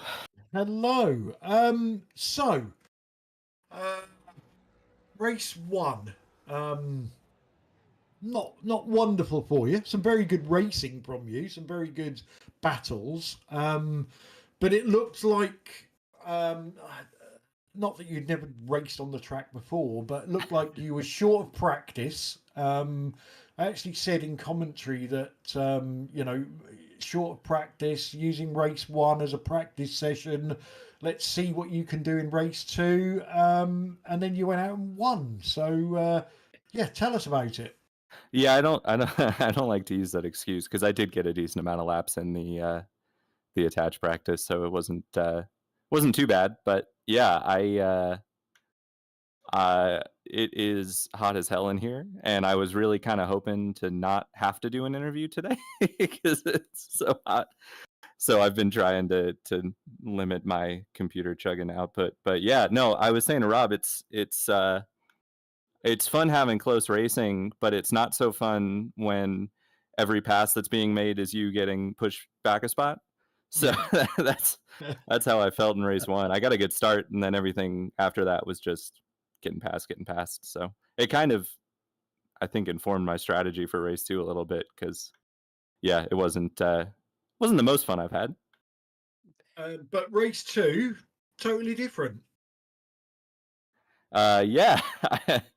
I mean, I have to be honest. I think I had about the 7th place at best pace today, and I got to thank Vince and Simon for the strategy today, because I just kind of used a combination of what Vince did last week of running long. I was like, I don't have the pace to lap, you know, by myself on fresh tires and pull a gap. So I thought I'd go long and hope that people were fighting behind me and I could, maintain a decent enough pace. And then I heard you say Simon came out in the midst of the battle when he pit, and I had a good 2.5 seconds on him. So I thought, all right, let me come in. I underfueled a bit just to make sure I got out in front, and it I haven't really had a strategy win in a while, so I'm pretty happy about it. Yeah, a lot. As you said, a lot of battling going on behind you, which we all know, especially in these cars. You get two cars side by side, and the car that's in front disappears up the road. So, but you have to be in that position to take advantage of it. So, that was all very good. Stephen Phillips must be an honorary mention there somewhere along the line from you, because you two were at it tonight, shall we say? Well, Steven and Jamie, I think we haven't really been able to get away from each other all season so far. So, well, I was pretty content to just kind of ride there behind Jamie and Steven. I felt like our pace was not much better than I could do on my own, and I could save fuel. And then Jamie had his mistake, and that kind of gave Steven and I a gap. And I said over the radio, I'm not, no pressure. I'm not going to try anything. He was nice enough to not, back me up while I was saving fuel behind him. So yes, shout out definitely to Steven for that one. But yeah, I mean, it I think for so long with these cars, the strategy has just been undercut as early as you can. Yeah. And, have the pace to make that work. But I think there's so many people at this point who are just on basically the same pace in these cars that you're not going to get clean air when you do the undercut. You're not going to have the chance to put in the laps to, make the undercut work, that suddenly the overcut's coming back into fashion. So yeah, I it was kind of a late call when it seemed like, we had a bit of a gap and we were kind of managing the pace. I thought, all right, this might be the time to do it, and it worked out. Well, long may it continue. We do like not just you winning, but the multiple different strategies that are available now. Sure. Any shout outs you want to give before we let you go? Because it looks like everybody wants to be interviewed tonight. I think we just like hanging in the interview room and debriefing, to be honest. But aside from the already mentioned shout outs, obviously to you guys for doing the broadcast, to Simability for sponsoring the league, and of course to Rob. I think he had another not the most fun day today. I think he had a couple run-ins with maybe an NQR car too. But yeah, he's his day's coming, I think, for sure. And it's good to have someone to talk to during the races. Excellent. Well, congratulations on your first win of the season, and totally unbiased. Let's hope that's the first of many. Wish me luck. Tyler Newitt, thank you very much. Yeah, well done, Thanks, guys. Tyler. Okay, yeah, it was great Alan, wasn't it? Yeah, it was right. It was so tight at the beginning of the race in time. Would you like an interview? Oh no, I don't do it like that. I listen to you and make excellent. interesting interjections, because Okay, you ask all the right questions and I don't have to. let's bring in race 1 winner, Simon Trendle. Welcome to the booth. We don't care about race 1. Yay. Have you caught your breath yet? Race 1, all went to plan. Pole position. The guys put some pressure on you at the start, though, didn't they? Yeah, they made a good start. Yeah, it's I just had to break that tyre up the straight. That's all I had to do. And yeah, I think they started battling, and that was what gave me the gap. And then I just managed that from there on. I think so. Yeah, that wasn't really exciting. But race 2, Race I 2, need to go yeah. and get a drink. Yeah, totally different race, wasn't it? Obviously you started in 10th. There was a couple of people went off. You was up in 8th, and you was behind Vincent. And I looked up again, and you was behind Vincent. And I looked up again, and you was behind Vincent. And I see you had some damage on the front of your car. And then when Sam showed the replay, you was obviously an innocent bystander in, I think it might have been Stacey's spin. Was that affecting the car, that damage? Are you going to claim that as an excuse or what? I'm not, because I could have repaired it at the pit stop, and I chose not to. So I must have not thought it was affecting me too badly. Yeah, I was surprised by the optional repairs. It didn't actually feel any different. So no, I can't use that as an excuse, unfortunately. Okay. Yeah, But Vincent was difficult, wasn't he? You didn't, it's strange sometimes watching you race, because we know that you're patient. You're starting in 10th, but you've got 40 minutes to get to the front, so you don't try and take 5 cars every lap and get there as quick as possible. You wait for them to make a mistake, or you wait till you've got a good run, that sort of thing. So we're quite used to you still being in 4th, 5th, 6th at the pit stop, but then coming out in front. But that time was different, wasn't it? You just couldn't seem to make headway. Well, no, because Vincent was having his battles at the start, and I think it was with Tony, and I didn't want to intrude. And it's not a slight on Vincent; it's just that he has the connection. Yes. So it's not worth the risk. Like 10 minutes into the race to throw out something up the inside of him. So I sat there just watching, and if they collide, then I get the 2 positions. If not, then I'm not that far off. I can see Jamie up the road. It's fine. I know who's the leading. He's not that far away. And then obviously I think Tony pitted, and then it was just me and Vincent. And I know Vincent's not that much slower than me around here, because he was on my gearbox all the way through race 1. So there's no point fighting him then. So I was just following through, and it just got to the point I was like, okay, it's halfway through the race. I can't let Vincent pit first. I have to pit before him, because I need to jump him, because it's much less risky to jump him in the pit stop than it is to try and dive him on the track. And I got that wrong. I came out behind 3 cars that if I'd just given it 2 or 3 more laps, I might have jumped. And that's what it was. And then from there on, you saw what happened. And it was amazing. I loved every second of it. It was a great battle with Jamie. Yeah. And there was cars spinning in front of you, which was quite funny, because you took the cautious route. You hit the brakes and let it settle out and work your way through. On the other hand, your teammate just seemed to put the pedal to the floor, close his eyes, and just ram his way through it, which was very interesting. But from a different perspective for you, we're used to you winning races, and a lot of the time, in fairness, winning them by a very healthy margin. It must get the juices flowing a little bit to be back in that pack and battling and ducking and diving for a change. Yeah, I love that race. That was better than race 1, even though I lost. Yeah. That's what I'm here for. I love that sort of stuff. Yes, but it put a completely different dynamic. It made a different dynamic in the race. You had it against you, and it made everybody race hard, because they could see that you were in the middle of the field, and it was a chance for people to score points and be in front of you. Yeah, it certainly made a spectacle, and it was rivetingly interesting, I've got to say. Yeah, were you going to get by? Were you not? And yeah, great it's just racing. a consequence of the shorter race, because there's 20 less minutes to get through. So yeah. I'm not. Fuji was a fluke, to be honest. I shouldn't have got through in that as quickly as I did there, and it just proves that here it's just that much more difficult when you've got 20 less minutes to try and overtake 10 cars. It's what was it? Yeah. A car every 4 minutes, 2.5 laps. Yeah. Well, yeah, that's very true. There's they know how to make the cars wide, don't they, Simon?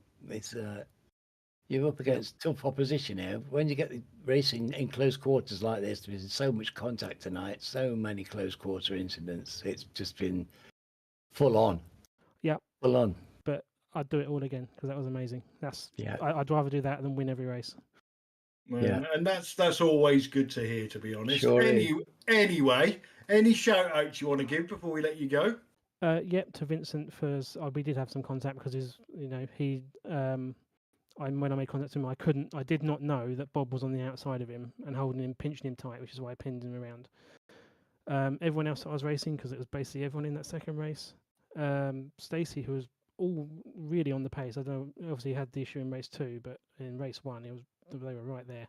So yeah, just shout out to everyone really. That was amazing. Excellent. Well, congratulations on another win, and we'll see you next time out. Yep, see it. Yeah, well done, Simon. Simon Trendle, everybody. So let's go back to race 1. And let's bring in Rob Woodhouse. Podium in race 1, Rob, and looking very racy and battley tonight. I just made that word up, but it fits. Yes, yeah. I felt I was on for a double podium tonight, but it's just slipped away. I think there was like 5 or 6 of us that were on for a podium in race 2, and there's only 3 spots. So yeah, it didn't work out for a few of us. You seem to be this season that driver that I think I said it in commentary. Whenever there's 2 cars battling, you seem to be that car behind them, ready to capitalise on any errors. Is that a conscious thing that happens whilst you're racing? If 2 cars are going at it in front of you, do you just sort of back off and go, do you know what, I'll see what happens with these 2? To a certain degree. I mean, through the first stint, got a reasonably good start, and it got a little bit strung out. So myself and Ant were working together to try and bridge the gap to the guys ahead. And we're just trying to tuck in and just try and, get up to the lead group. We were going to pit early, but Ant got in the lap before. Then Jamie run wide, and then that slowed us both up. And then I missed my pit box, so it dropped me right back. Ooh, But yeah, I felt I was coming forward quite well. But it got to a point, and a few paths converged, and I ended up with facing backwards. That's never a good feeling, is it? But you must be happy with your form, like you say. You could have been on for a double podium tonight. From the back end, long distant memory, back end of last season and the start of this season, you seem to have carried that form over. So the future must be looking rosy for you, and getting wins on the board, hopefully. Yeah, I do feel this one was possibly one that was possibly on and it slipped away, but that's racing. It's all about having fun, and to be fair, it was a good fun race. Just didn't go my way tonight. No, and sometimes it doesn't, and you have to pick yourself up, dust yourself down, not quit like Ant does, and carry on and come back the next race. Yeah, and we'll just see how we go. But congrats to Ant. He was driving a blinder tonight. He had really good pace. Yeah, he certainly was, wasn't he? I think we're going to drag him in next just to hear him gloating a little bit. Yeah. I'll have to try and knock him down a peg or 2. But good results from yourself tonight. Any shout outs you want to give before we let you go? Just to you guys, and everyone that's turning up, and all the guys in the NQR team. It's pushing each other. We've been doing a bit of practice during the week, and I think we're doing all right for it. Yeah, definitely, mate. Congratulations on your results, and we'll see you next time out. Yeah, all the best. Matey. See you next time. Done. Cheers, bye. He drove well tonight. But You certainly did. A lot of people did.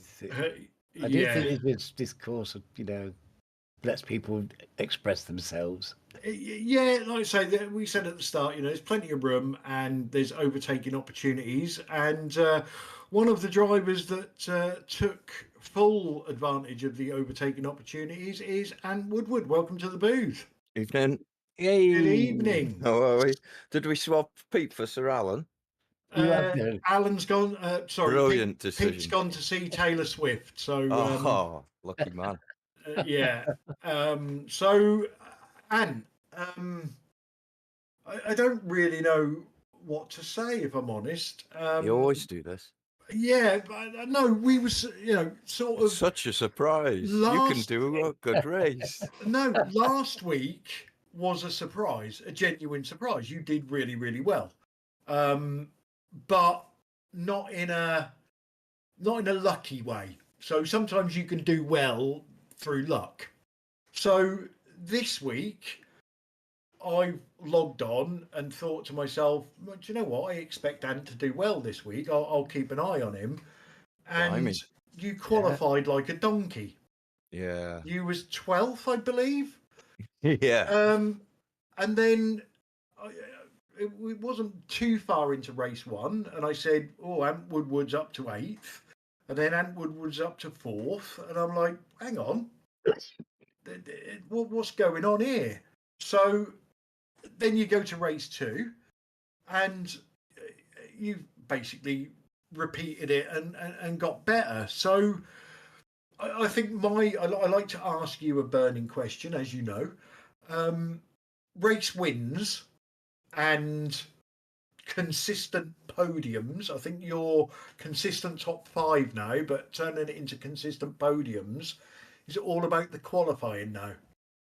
Oh, maybe. Yeah, that was pretty disastrous tonight. I was as surprised as anyone. I had good pace all week, and then comparing it with the lads, and then we get the officials. I did most of my practice before the officials started, so I was doing AI runs again and just working on setups and stuff, and I was concentrating more on the long run for the setup. So maybe there's a bit to that, but yeah, it's not the best qualifying ever. And No. But it wasn't reflecting your pace either, was it? It wasn't a true reflection of the I pace you didn't had in think the so. race. It was- I was upset. Yeah, well, it Do- wasn't. But there's so little in it. You only have to make a little bobble on your lap, and that's Well, it. that's You it. know. Exactly. Do you look at them results tonight and go, do you know what? I am really chuffed with that. Or in the back of Oh, your yeah. mind, is there a little bit of disappointment that, do you know what? I qualified 12th and I finished 5th. If I'd have qualified 7th, I might have won that race. Do you ever get that way, or are you just content with, do you know what, I got a couple of really good results tonight? Yeah, I'm over the moon. I'm going to be doing backflips when I exit my sim room. You're not at the age, mate, to be doing backflips. No, this to anytime I podium, I'm celebrating it like a win. You know that I'm that guy. But no, I've been working really hard since the season started. So I was, Fiji worked so hard because as soon as the schedule was announced, I was on it, and that was pretty much the only iRacing I did up to the race. So I really hammered the laps and just tried it especially hard. So it's nice to see it get some reward. And yeah, don't get me wrong, like the qualifying, I just like to turn up and race my race without interfering with anyone or them interfering with me, and see where I finish. And I think if I'd have qualified better, who knows, at the end of the day I got up to 6th or 5th, and then that gave me a good reverse grid, so that promoted me to the 2nd place. I think a longer race would have been interesting, because my car setup was really good at the end of the stint, and I was pulling up sometime on Tyler, whether he decided to slow it down by then. But he played a blinder with that long. Did he do a long run, Tyler? Yes, longer than most. Yeah, so I was thinking about the undercut because it's probably powerful here, and then on race 2, obviously, and then just purely because there were a lot of cars around me, I thought, yeah, I'm going for it. I'm doing the undercut, get some space and do some fast laps. Well, it certainly paid off for you. Like I say, a couple of cracking results. So was it a second and a fifth, I believe? So another big bag of points for you. Any shout outs you want to give before we let you go? Yes, obviously the usual Stacey, Jackie, V. The team pushing each other all the time, which is great. The sponsors of the team and the league, Simability. Great to have them here today, racing again and in the team chat. So that's awesome stuff. And but special shout out to the commentators and Sam, especially for doing the cameras. He perfectly captured last race my overtaking move on Victor Tanaka. Unfortunately, however, Pete Bingham called it as a defensive move from Ant Woodward. So I thought that's why he wasn't here today. I thought you may have sacked him. We sacked him, yeah. Yeah, that Yeah, would be a well, good yeah, decision. you know, Pete, he does see things differently to the rest of the world. So, yeah, well, congratulations on them results tonight, mate, and get some work done on them qualifying laps. And you never know where it's going to lead you to. Yeah, cheers, boys. Thanks for doing it. Chuffed for you, lad. Well done. Thanks, Sir Alan. And Woodward, everybody. Okay, let's see if we can wake Vincent up, shall we? Earth calling Vincent. Come in, Vincent. Well, I hope we can. Because, Hello. There he is. made a Here blind he is. tonight. It's the wheelie bin himself. So, phenomenal pace tonight, mate. Yeah, I was pretty chuffed with that actually. Yeah. Much Proves all my practice practice. gone into that. Maybe. Being a Scops round, yeah, I've done a few laps this week, so Yeah, well, it pays off. so it certainly showed. Obviously, second in race two. Second in race one. And once you was there and clear, I was really expecting you to go after Simon, but it didn't quite come off, did it? Had you already used your stuff up by then?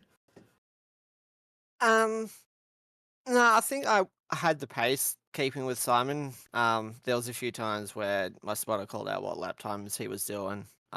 And I was either right on him or I was a little bit quicker.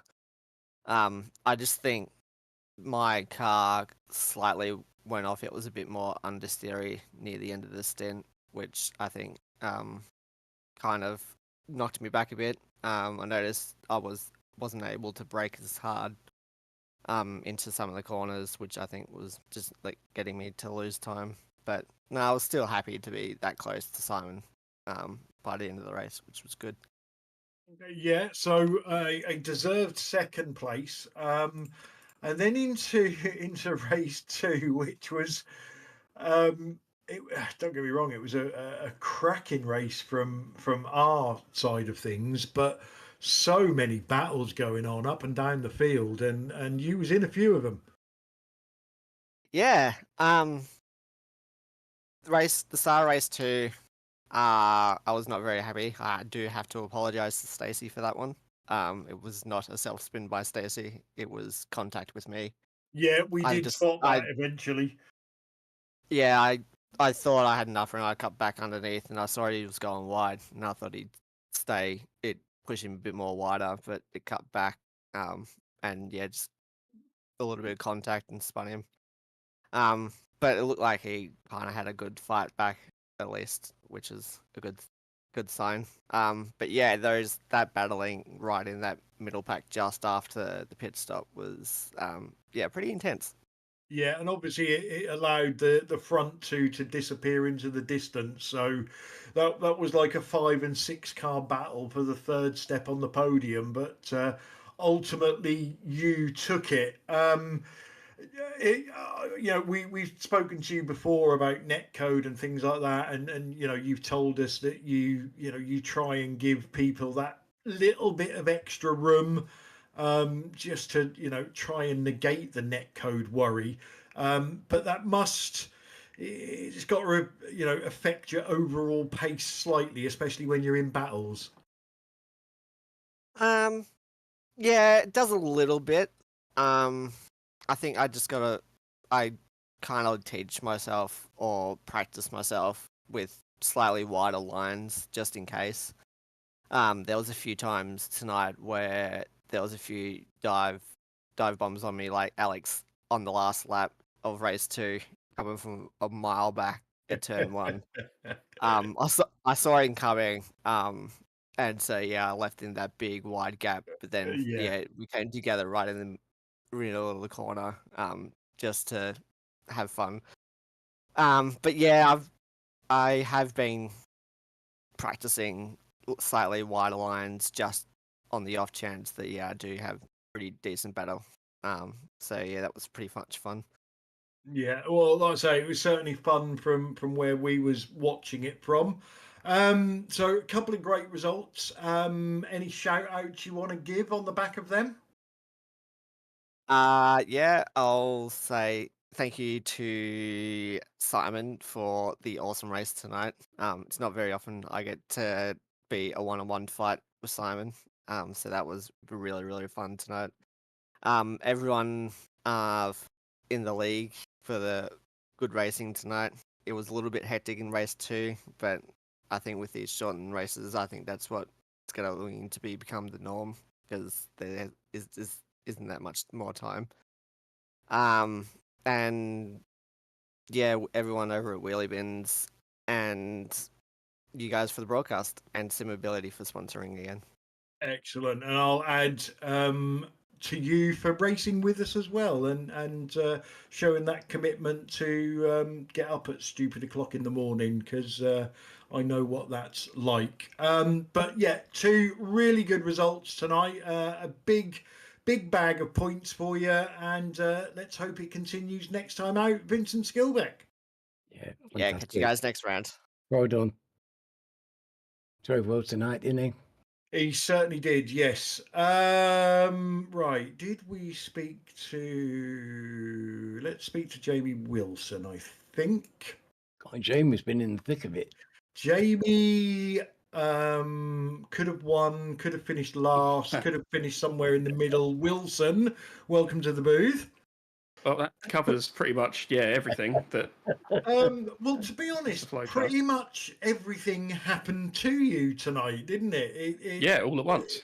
Yeah, like I say, you could have won that race. You could have retired. Tell us about it. Race 1 was quite boring for you compared with 2. I wouldn't say that. I made measured progress in race 1. Because I was love the turn of praise. At turn 1, I was like 10th, I think. I started 8th, and I just didn't get a great launch. Yeah, and then I was like 10th by turn 1 or something. I got all the way back up to like 6th or something, I think. Picking them off one at a time, and working for 2 or 3 laps to get to the next one, sort of thing. And then I think I ended up just side by side in such a way that I had to back out of a corner or something, and that just led a chain of a sequence of events that caused me to then lose all 4 of those places again. Yeah, I can't remember if it was race 1 or race 2, but something happened going into turn 1. You was out on the outside and locked the brakes up, and there was a train went past you. Yeah, and then that just led the train behind to catch up, and then they passed me as well, just because I was offline still as a result of the first one. So, all just 4 steps forwards, 4 steps backwards. But it was fun anyway, so that's fine. And then race 2, I made 2 big errors in that, really. When I say big errors, they were both very, very small, like transgressions, but the consequences are such with it being as competitive as it is. The big lock up into 1, because I thought, I can defend around the outside of 1. I'm pretty good on the brakes. Spoiler alert, was not great on the brakes because I locked them up.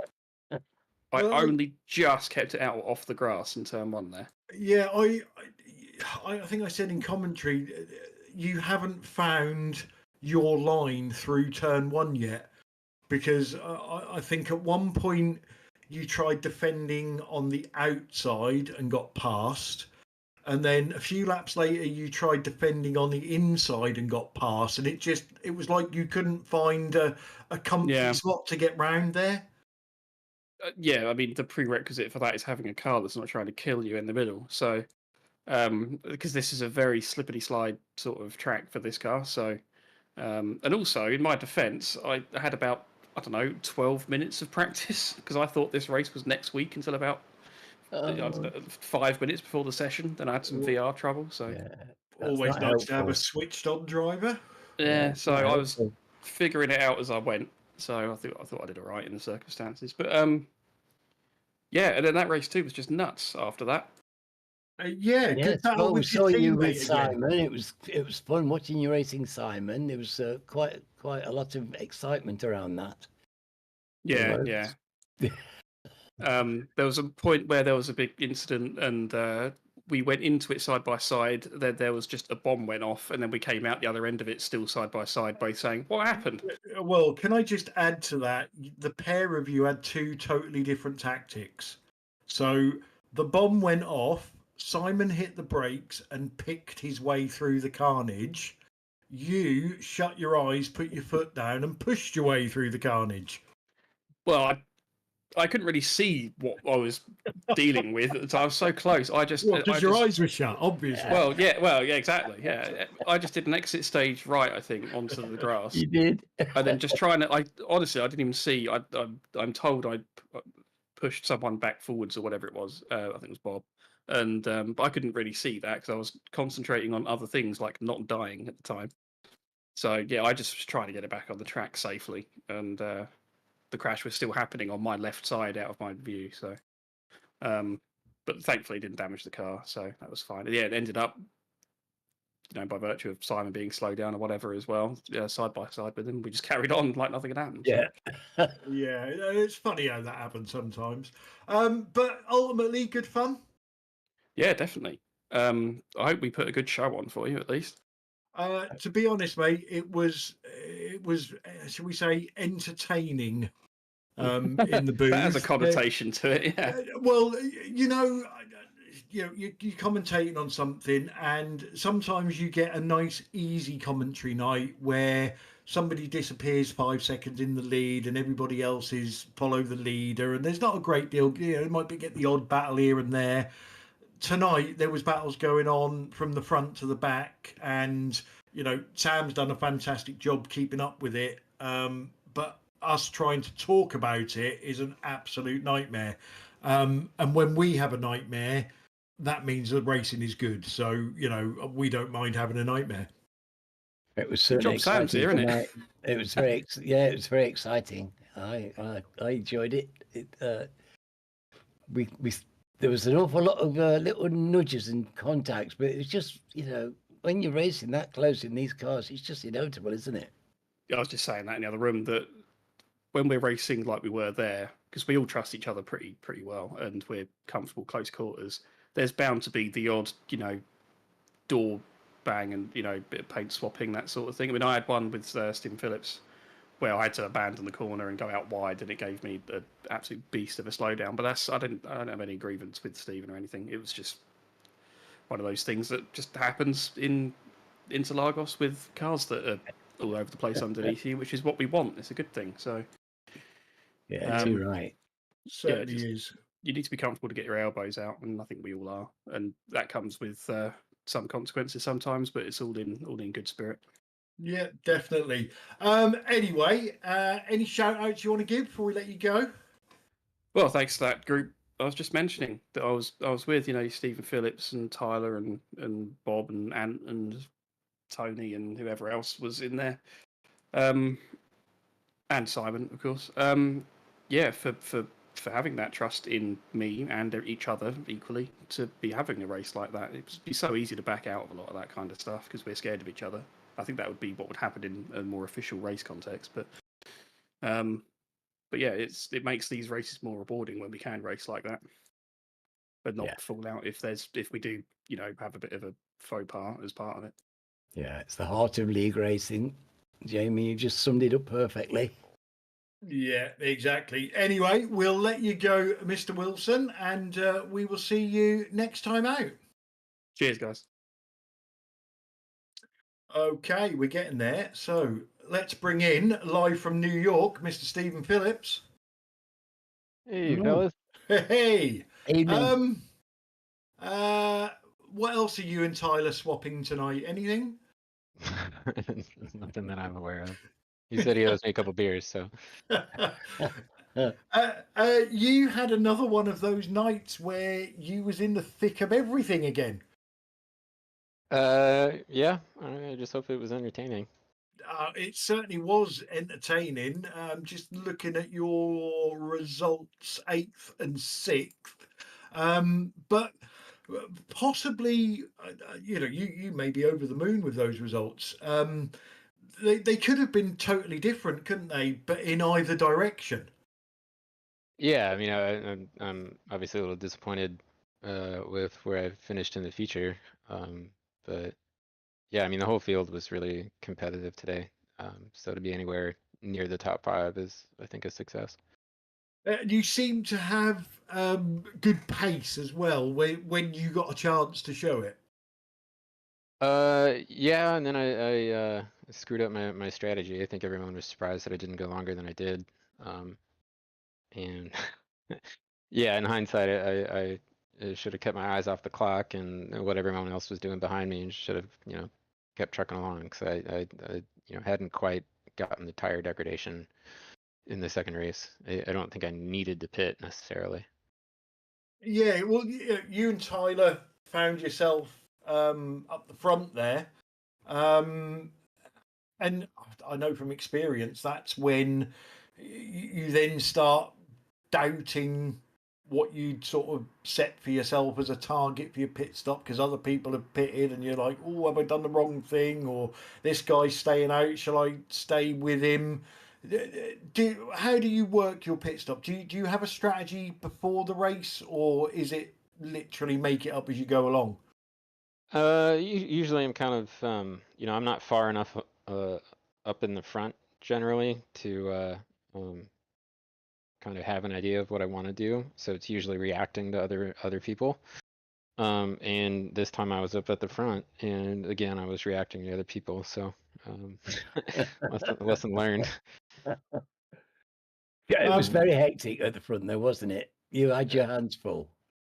Yeah, but I think Tyler and I were doing our best to work together, and I knew that if he wasn't pressuring me, and he wasn't, that it was okay to stay out. And I saw that Jamie had come in, and I was like, oh crap, I have to cover Jamie. And then that dropped me back into the chaos in the mid pack, or like the middle of the top 10, and things kind of went a little sideways from there. Yeah, and that can say that split second decision can be sort of 2 or 3 places, can't it? In we're looking at a shot now where there's 5 of you under a blanket. So that can really make a difference, can't it? Some people don't quite get that, but they think it doesn't matter when you pit, you're going to come out in the same place. But the difference between coming out at the back of a pack and coming out at the front of a pack can be massive to the end result. Right. And I knew I had fresher tires than everyone I was around at one point, so I was like, okay, I gotta move along here. And then you got past Jamie with some elbows out. Sorry, Jamie. And then Rob scoots on by, and I have to do more work to get past Rob, and then we have it coming together again a little bit later. But yeah, it was fun. I hope that you all have had a good time watching it, and hopefully we'll be back up at the front and be fighting for a podium again later this year. Well, we had a blast, mate. So yeah, it was very, very good. Any shout outs you want to give before we let you go? I mean, the usual suspects, Jamie, Tyler, everyone that I had 0x contact with, and we were able to stay pointing the right direction. And yeah, you guys for running the broadcast. Bob Woodhouse as well. No hard feelings. And yeah. Yeah, well, you should be I turn the telly on to watch these races, Stephen, it's not many races that I turn the telly on to watch anymore because I'm racing nearly every night or in the commentary booth. But I turn them on to watch these races. You always entertain. You're such a good bunch of racers. It's such a great league, and it's always a pleasure to watch you. Don't you worry about that. Thank you Appreciate very that, much Alan. for tonight. Yeah, it means a lot. Excellent. Well, we're going to let you go, mate, because we've still got another couple to go. And enjoy the rest of your evening. And hopefully we'll see you next time out. All right. Cheers, guys. Cheers, Stephen Phillips. Okay, next up, let's bring in Mr. Alex Alado. Welcome to the booth. Hello. The man in black. Hello. Yeah, so problems with your paint. So you was in the stealth car, and it seemed to work for you. You certainly had some pace tonight. Yeah.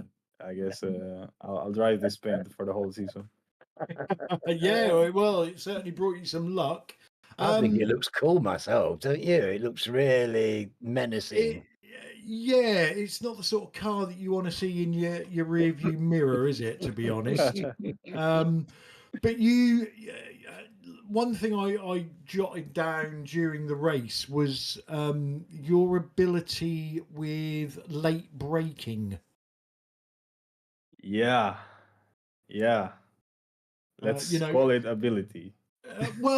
Yeah, I know. Don't get me wrong. It we did see it went wrong a couple of times, but even from a point where you're 5 or 6 cars back, but under braking, forget trying to overtake, but under braking, you can close up to that car in front and then come out the other side of the corner still behind them, so you still gained those 5 or 6 car lengths just by late braking.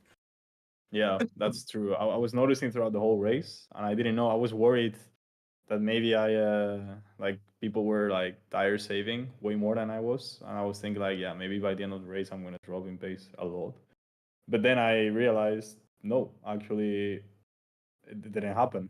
I was still with pace, and my tires were holding up. So I was like, okay, I guess I'm just braking better than them. Yeah, you. The other thing, and funnily, we're just watching a clip of it happening. There was a lot of cars. I'm not going to say out of control, but a lot of cars were oversteering and things like that. Whereas I went on board with you a couple of times on my screen, and you seemed very. You're going to tell me that it's a load of rubbish. You was always out of control, but you seemed very under control behind the wheel. Nah, I gotta give you this one because honestly, I feel like I don't know. I've been a long time without driving, like out of the sim. But as soon as I mounted this sim rig and started like lapping, I could feel the car so much more instantly than with my previous gear. It's like, wow, that's great. Yeah, I can push so much harder on every single corner. It's insane. Like I don't care what people say. Better gear means faster. There's no doubt, my friend. There's no doubt about it. I've always heard like, no, some people can go fast with like whatever rubbish gear, but no. I mean, it was some people can, but yeah, but the facility you have with good gear, like the how do you say that? The constancy. It's the consistency. The consistency, yeah, that's the word. Yeah. Sorry. Yeah, no, you're doing very well. You're doing a heck of a lot better than I do in your language, mate. Don't you worry. I can do some lessons for Spanish. We can grab some beers Thank together. you very much. Gracias. De nada. But yeah, like I say, good pace, good consistency, a good feel for the car. What was it, a 4th and a 7th tonight? So, are you looking at podiums this season? No idea.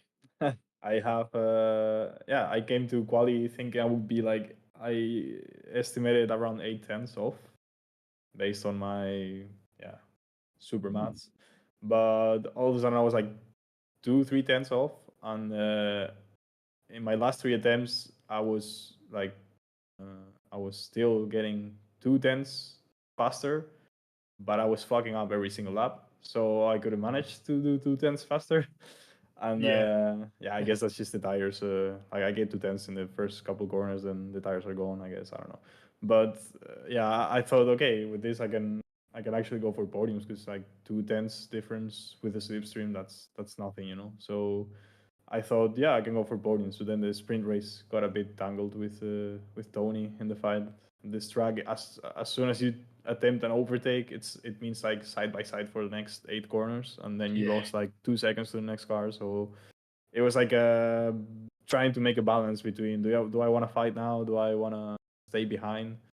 But yeah, I had the feeling that Tony started like braking way earlier than I was braking, and I thought he was tire saving, so I thought okay, I'll pass him. But then he was defending really hard as soon as I tried to overtake, so we lost a lot of time. I made contact with him a couple times because I was trying to go hard on him, like to overtake, you know, and yeah, that just kind of destroyed the sprint race. And then in the feature race, I got spun in turn 4 or 5, I think. I didn't even see it coming, and all of a sudden I pitted, and I was like P7 with fresh tires, and ended up P4. I was like, what the hell happened here? Like I didn't know. I had no idea. I was dead last in the 3rd lap. I was like, what happened here? But yeah, to be fair, that was all on pace. There wasn't too much in the way of accidents. There's drivers that have been sort of 7th, 8th, and the top 6 manage to take each other out, and they get a podium. But you was up there for that great finish in the feature race on pure merit, not through luck of other people's accidents, shall we say. So well done on that, and hopefully you can carry this form forward and this speed forward into future races. But are there any shout outs you want to give before we let you go? No. No, I guess you guys. Yeah, you guys. This league is amazing. The racing show today or tonight. This is a really hard track, like you said. Everyone was like oversteering or kind of out of control, what you could say, and still sprint race. Everyone finished within 40 seconds, which is insane. Amazing, isn't it? Good point. Yeah, Really and the amazing. feature race, aside from someone who I can't remember who it was 4 laps down, and someone who was a minute and a half, which I guess it's related accident or something. The rest were also within 50 seconds.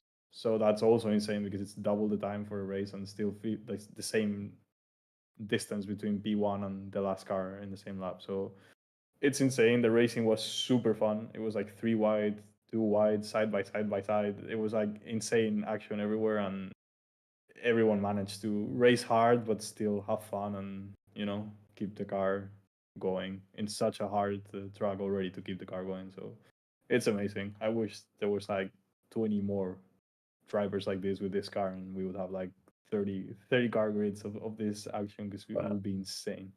Yeah, certainly would. Well, congratulations on your results tonight, and hopefully we'll see you next time out, Alex Lado. Yeah, Thank well you very played, much, Alex. guys. Very well Thank you. done. Have a good night. Good night. You're right. He earned everything tonight. He certainly did. Certainly did. Right. It's 40 minutes of hard driving. Yeah, let's bring in our last interviewee, Mr. Bram Dubois. Welcome to the booth. Good evening. Good evening. Last but not least, yes. Least this time.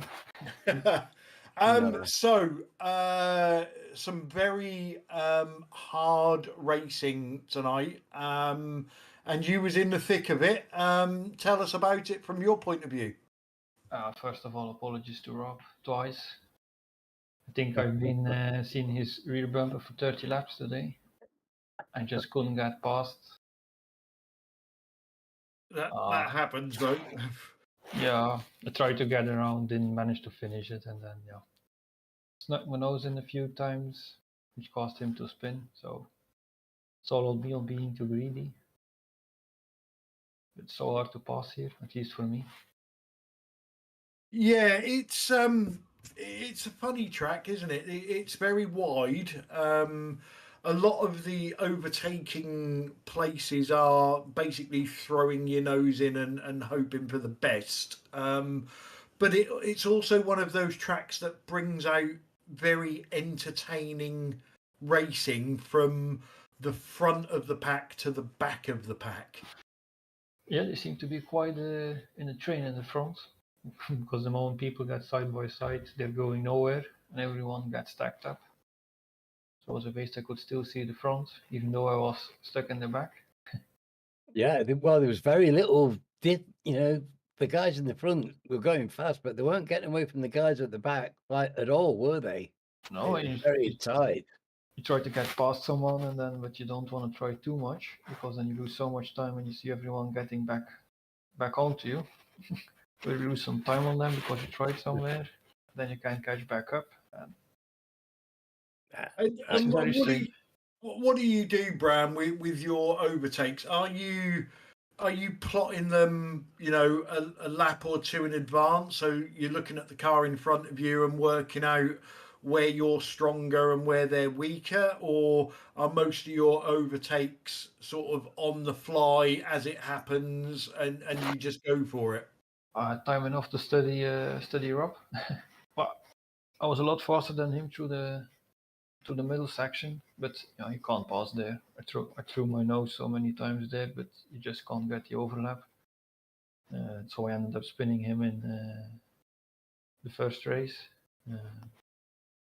Or in the first turn, you can outbrake someone there, but I was not that good out of the last turn, and then you're too far back to make anything happen.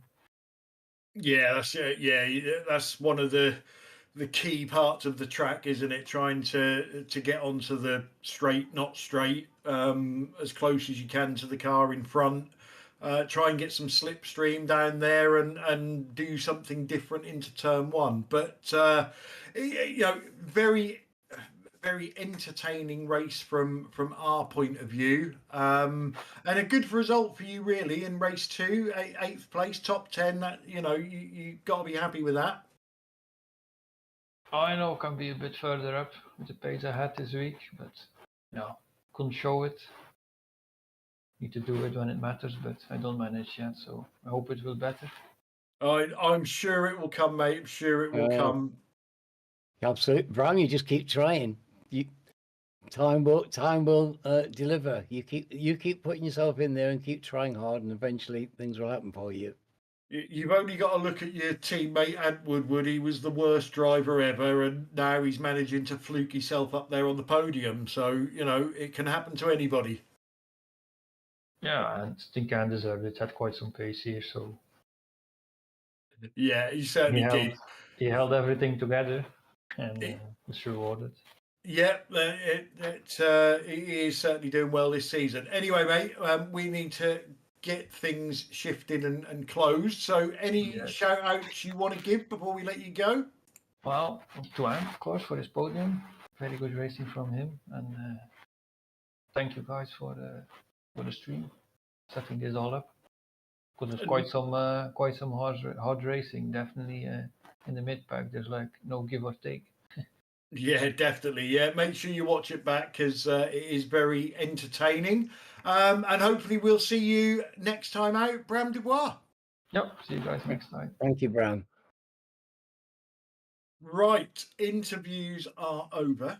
I am busting for a pee, so we are going to go straight into driver of the meeting, and we're going to go to Sam first. And he's gone all quiet on us.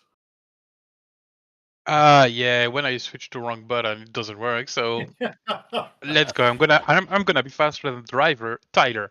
He did the right thing, the best thing. He won. He always says, "I never get a vote from you," so he's my vote, Tyler. Well done. Excellent. Yeah. Well done, Alan. Your vote for driver of the meeting? Vincent. Oh, okay. Okay, Mr. Skillbeck, 1 vote. That was nice and quick. So that's Vincent, very good, but I'm going to have to go for Ant Woodward. left hand for you. Yeah, well, and impressed me last week, but he's surpassed my impressedness. I'm making up loads of words tonight. This week with his not just his finishes, but the way he got there as well. So yeah, Ant Woodward for me, Vincent Skilbeck for Sir Alan, and Tyler Newitt for Sam. So I think that's the 3 absolute plum choices, do actually. you know, I think if someone would have said to me, pick out your top 3 drivers from tonight, they would have been the top 3. So And same for me as well. I think we should all get points as well for picking out the best drivers. But yeah, some fantastic racing tonight. Hope everybody at home enjoyed it. Big thanks to Sir Alan for standing in for Pete Taylor Swift Bingham. Big thanks to Sam, as usual, for doing the cameras. It does make it a hell of a lot easier to have somebody semi-professional on Nice coverage as well. camera. Snappy on the cameras as well. Snappy on the replays. Really brilliant. Exactly. Big shout out to everybody on the chat, everybody that has watched this live, watched us on +1, or going to watch us later on in the week. Hope you enjoyed it. Drivers, obviously, you're the guys that put on the show every week. And Simability for their continued support of the series. So it just leaves me to say goodnight, pass it over to Sir Alan and Sam to say goodnight, and then we'll close the broadcast. So good night, everybody. Thanks for watching and stay safe. Yes, same for me, folks. It's been lovely being with you on a Saturday evening as your guest. I've really enjoyed myself, loved the racing, and it's been a pleasure to spend time with Sam and Clyde. Thank you very much indeed. And good night, everybody. See you next time.